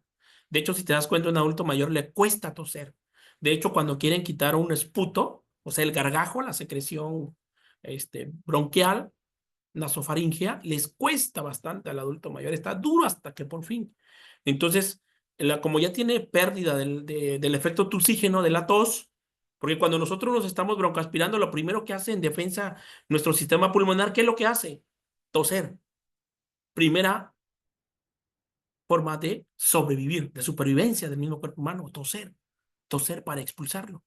Entonces, este pacientito tuvo el reflujo y la obstrucción con el bolo de alimenticio y cayó en una broncoaspiración y desafortunadamente en personal, la enfermería que estaba ahí, la enfermera, no supo hacer las maniobras de Helmich, no las conocía y el adulto mayor falleció. Y es que a Apenas veces, profe, nada más estudian la carrera o así se podría decir, o trabajan nada más por lo que les pagan, no porque realmente les gusta la carrera. así es. Y el adulto mayor llevaba una semana apenas, se falleció. Y ella fue la que me dijo ese comentario. Se le hizo un favor. Imagínate, ¿no? ¿Cómo está la sociedad mexicana, ¿no? ¿Con qué mentalidad?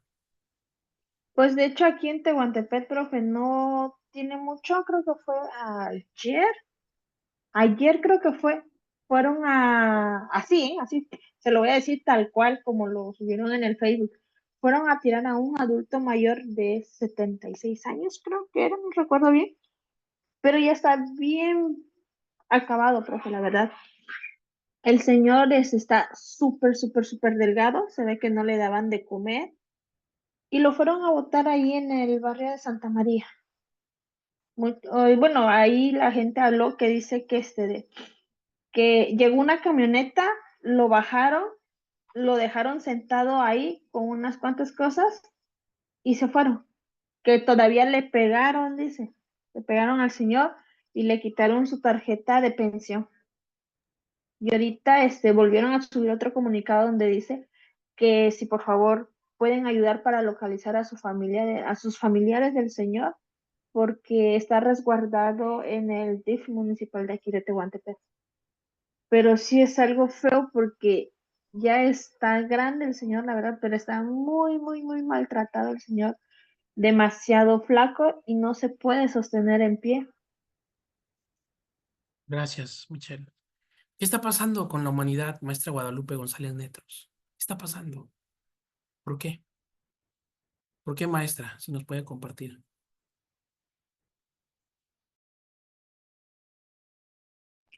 Pues es una tristeza escuchar todo eso, porque yo también lo he escuchado acá en Tamaulipas, vamos a prácticas al asilo de ancianos y a la casa hogar.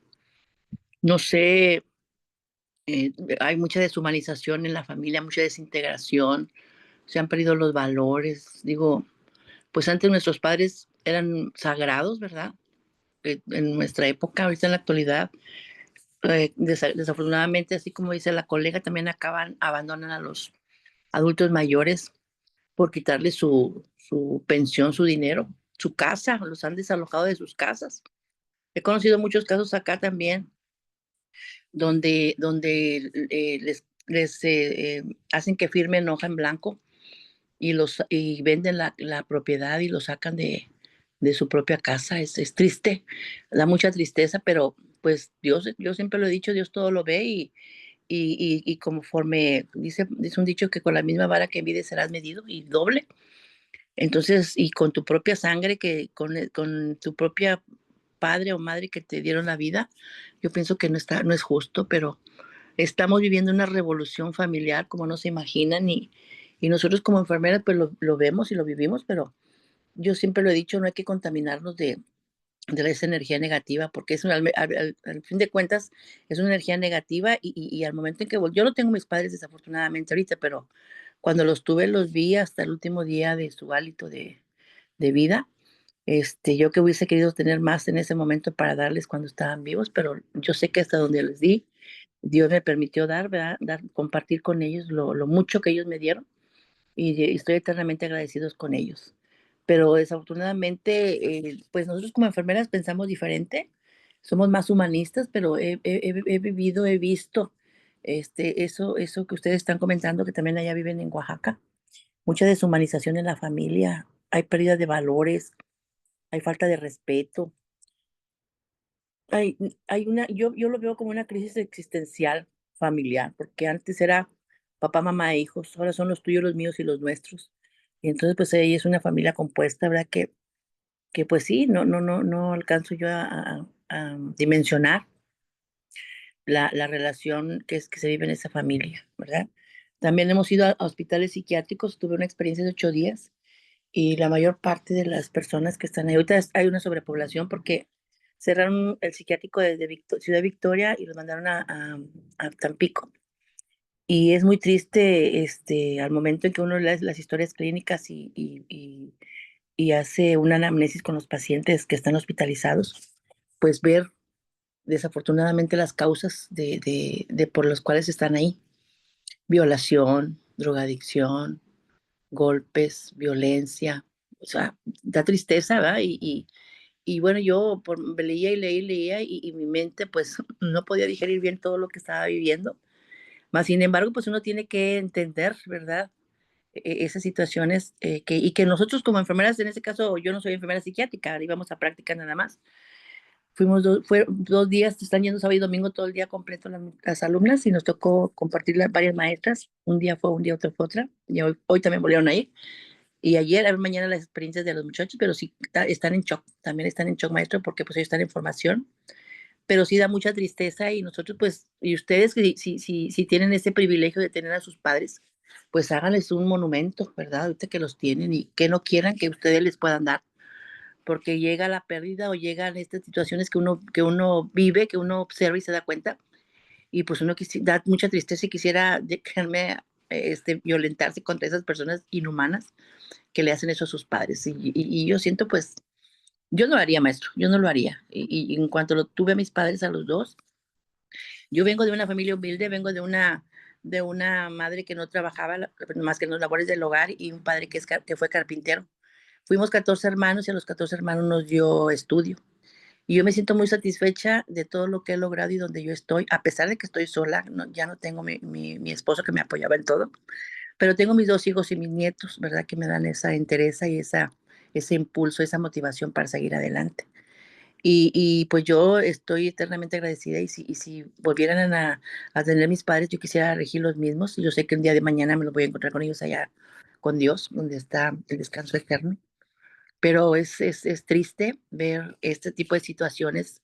Y aparte hemos visto todo lo que padece el ser humano, ¿verdad? En esa etapa nuestra vida como ser humano pues son pérdidas existenciales, ¿verdad? Pero pues todavía vivir esa experiencia de que tus hijos te vayan y te boten como quien dice, al basurero, a la calle, cuando tú tienes tu propia casa que durante muchos años te costó, pero no sé qué está pasando con los hijos, maestro, pero pues bueno, nosotros tenemos ese privilegio de ser hijos también y que si tienen sus padres, pues cuídenlos, quiéranlos, abrácenlos, porque pues quien no tenemos ese privilegio, pues no lo podemos hacer. Entonces sí, yo los invito a que seamos más nobles, pero pues en esas familias disfuncionales, ¿verdad? Porque desde el momento en que van y los arrojan a un asilo de ancianos o que van y los arrojan a la calle como un objeto, pues yo siento que esas personas no están bien mentalmente, ¿verdad? Y voy en contra de todas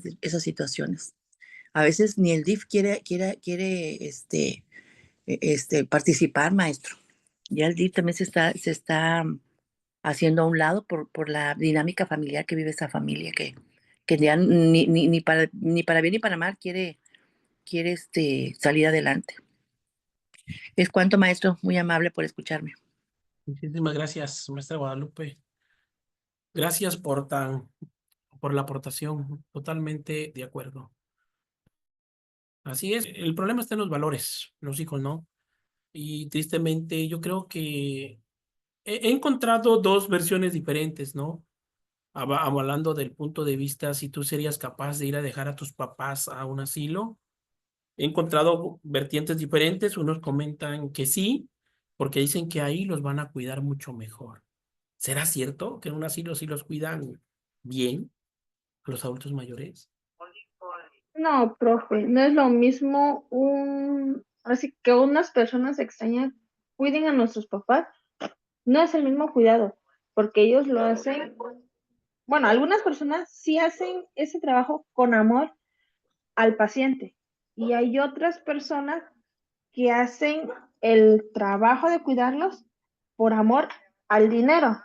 Entonces, las personas que lo hacen por amor al dinero, tanto las cuidan como ellos quieren y a veces hasta ellos mismos los maltratan, los regañan o a veces no los bañan bien o cosas así. En cambio, hay personas que cuando lo hacen con amor al paciente, los cuidan, se ponen a platicar con ellos en los que los están bañando, les preguntan cómo están, les alegran el día. Y bueno, yo al menos yo, en mi aspecto, cuando mi mamá vivía, ella siempre me decía, no es que yo no quiero ser una carga para usted, es que no es una carga para nosotros porque en su tiempo ella nos cuidó a nosotros. Ahora, ¿qué nos toca? Nosotros como hijos cuidarlos a ellos, porque nosotros vamos para arriba y si nosotros hacemos de que nos vamos a ir a votar a un asilo, lo mismo nos van a hacer nuestros hijos. ¿Por qué? Porque si nosotros no, como usted mismo dice, la educación viene desde casa. Si nosotros no les damos ese amor a ellos y que ellos vean el reflejo, así mismo nos van a tratar a nosotros.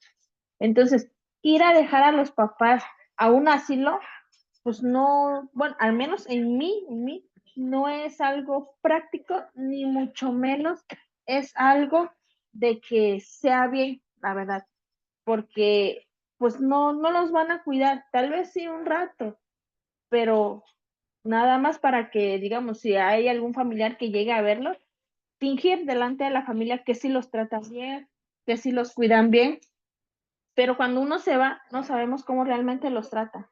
Y a veces hay de personas que los cuidan, que los amenazan, que si ellos se quejan con la familia, los van a tratar peor. Entonces es algo que sí, algo muy feo, pues ir a votar a los padres a un asilo para que otras personas lo cuiden cuando nosotros como hijos debemos de cuidarlos. Así es, Michelle, muchas gracias. Totalmente de acuerdo. No es el mejor lugar. Ya hemos mencionado en las sesiones anteriores, ¿dónde es feliz el adulto mayor? ¿En qué lugar es feliz? A ver, ¿en dónde? Su ¿En casa. dónde? En su casa. ¿Creen que sea obligación de nuestros adultos mayores, de nuestros padres, que no hereden su casa? ¿Qué es que esto es el derecho que tenemos de quedarnos con la casa de los papás? ¿Sí? ¿Será que sí? No, claro que no. ¿Pero qué se está viendo hoy con la humanidad? Eso. Y los hijos somos tan egoístas que fírmame primero, ¿no? Fírmame que me vas a dejar la casa para que yo te cuide. Si no, no te voy a cuidar. ¿Sí o no? Eso está pasando realmente. ¿Sí? Nos comentan acá Rocío Reyes, que no nació para estar ahí la enfermera, que no tiene vocación. Susana dice que mejor que se dedique a otro trabajo. Guadalupe González, que así como están ellos, si Dios le permite, a ella le irá peor. Así es. Adriana Quiñones, nos falta humanidad tristemente. Es una justificación de los familiares, en mi opinión. Creo que nosotros como hijos debemos de cuidar a nuestros padres. Así es, totalmente de acuerdo, ¿no? ¿Y quién mejor que nosotros para cuidarlos a ellos? Como ya comentó la compañera, ¿no? Eh, ellos nos cuidaron cuando nosotros éramos pequeños. Nos cuidaron, ¿no? Entonces, hablando de esta sesión del reflujo gastroesofágico, si en algún momento nuestros padres, nuestros adultos mayores tienen este problema, necesitan mucha atención, muchísima atención, muchísimo cuidado, ¿sí? Y nosotros que estamos aquí, que somos profesionales del área de la salud, tenemos una misión muy importante. Por ejemplo, me gustaría preguntarte, ¿de la familia eres la única enfermera o enfermero? ¿O hay más enfermeras en tu familia? En mi caso, soy la única. Ok, Y muy cuando bien. mis papás estuvieron enfermos, y siempre decían que yo, como yo sabía, yo tenía que decidir qué era lo que se hacía con ellos. Y uno a veces, aunque está uno en el área, a veces uno no sabe cuál es la mejor decisión para él. Sí, ¿sabes qué es lo que pasa, Guadalupe? que uno se bloquea. Sí, Muchas veces los seres humanos, nosotros somos muy buenos dando consejos, ¿no? A nuestros sí, propios familiares de nuestros pacientes, ¿no? Pero cuando la vida nos pone en la situación de que tienes a tu mamá en esa situación, chispas, te bloqueas, no sabes qué hacer, porque es tu mamá, ¿sí?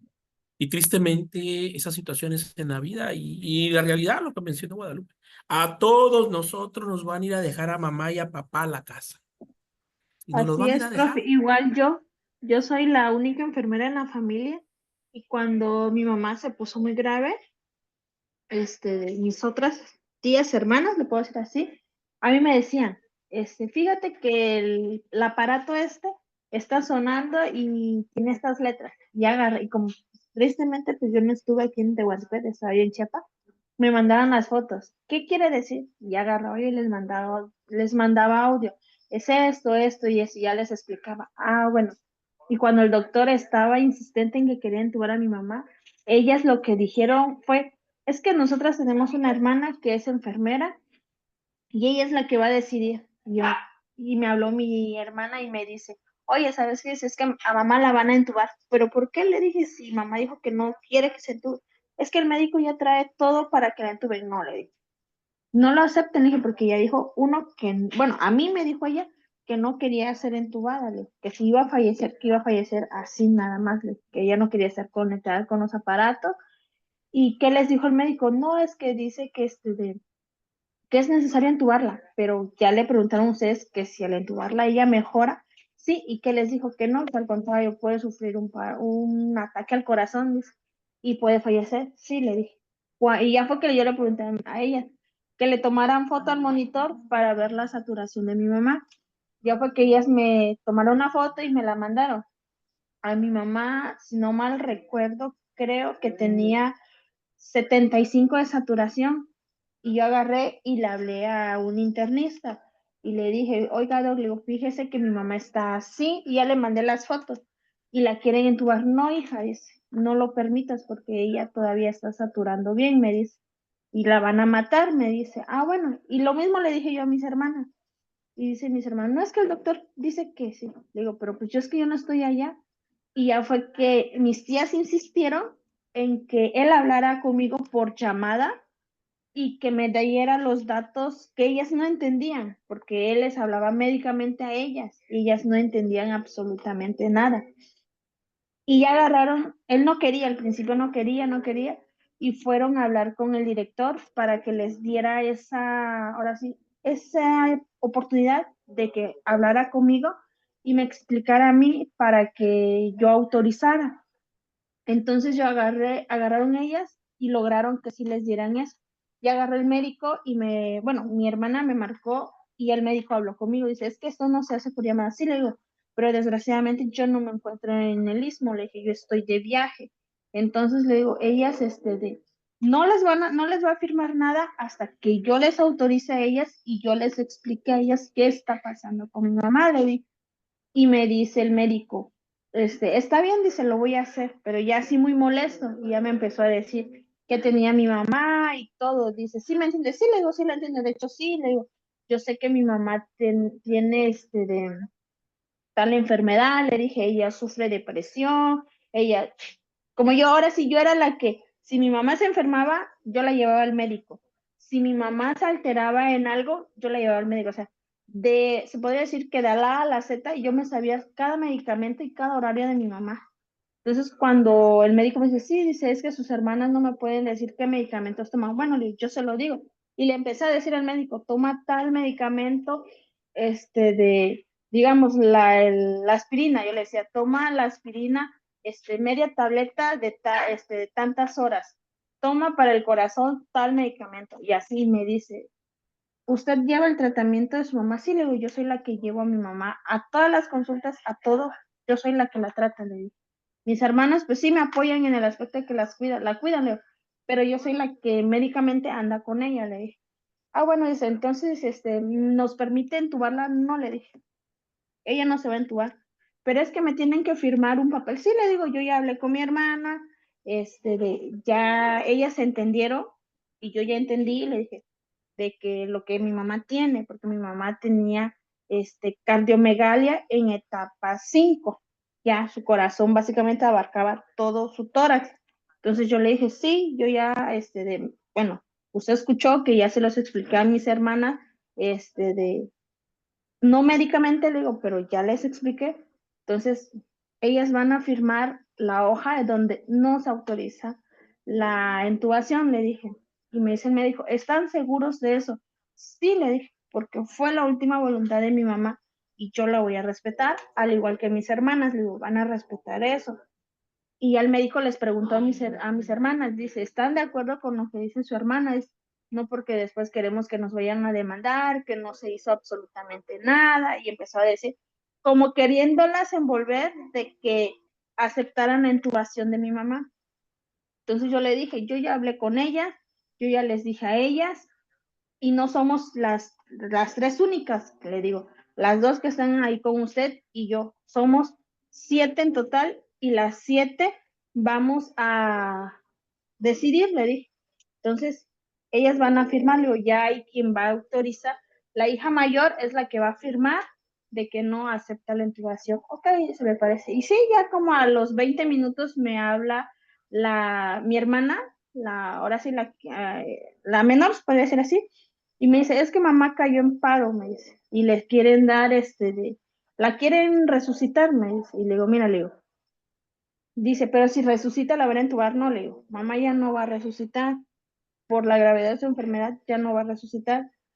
Está bien que le den resucitación, pero si ella vuelve y la quieren entubar, no lo permitan, le dije, porque ya no tiene caso, le dije.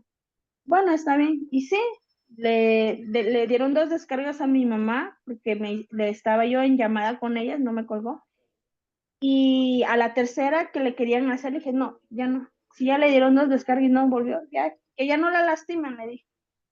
Pero el médico sí se molestó y porque a mi hermana, la mayor, al momento de que ella firmó que no se entubara, fue que le dijo el médico a ella de que por qué esperaban mi autorización si no yo era la única hija de ella, que por qué yo las tuve que convencer a ellas para que firmara si yo no estaba ahí presente para cuidar a mi mamá.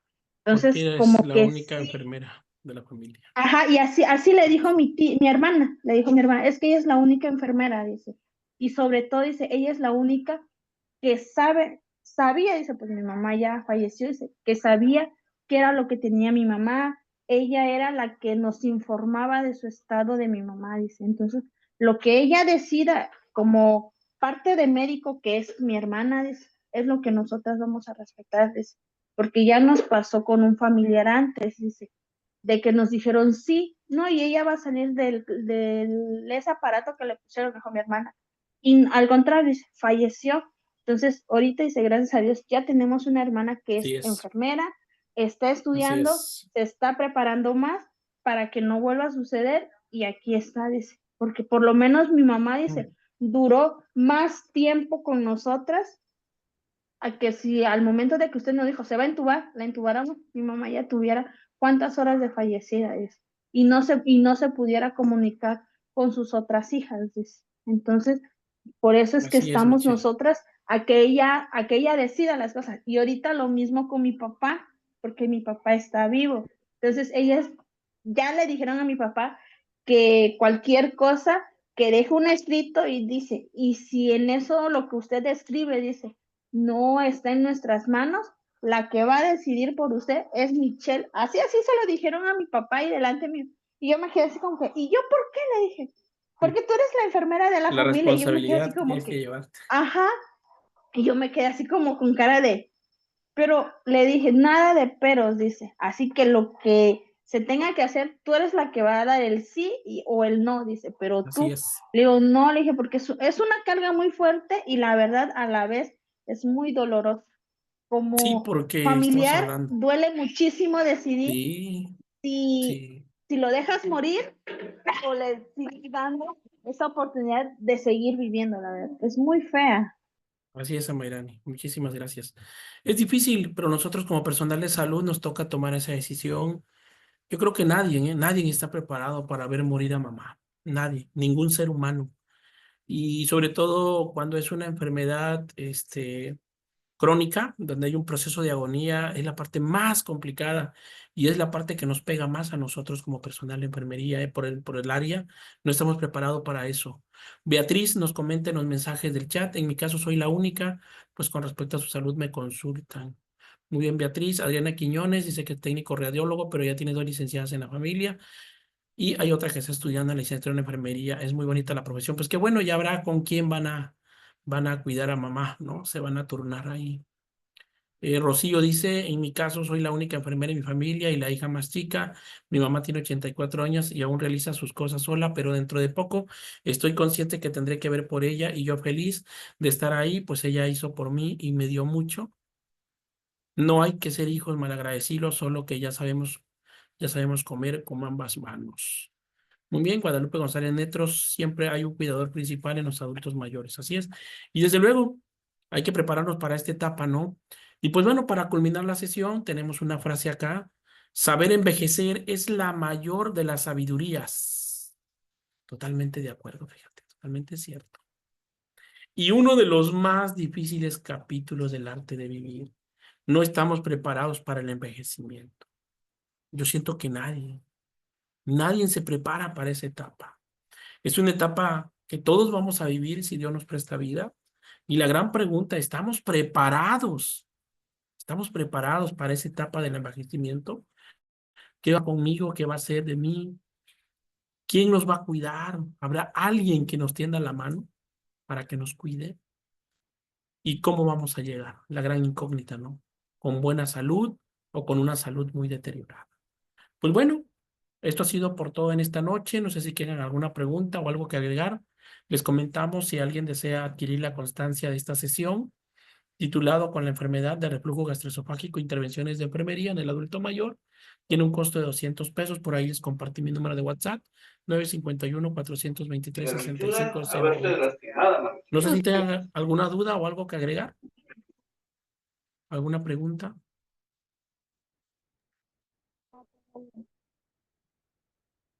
No, pues bueno. Vamos a llevarnos a la siguiente reflexión a casa.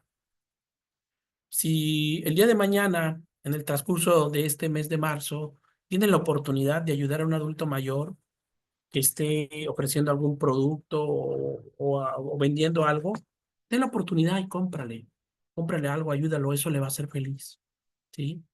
Y me gustaría escuchar a Adriana Quiñones. Adelante.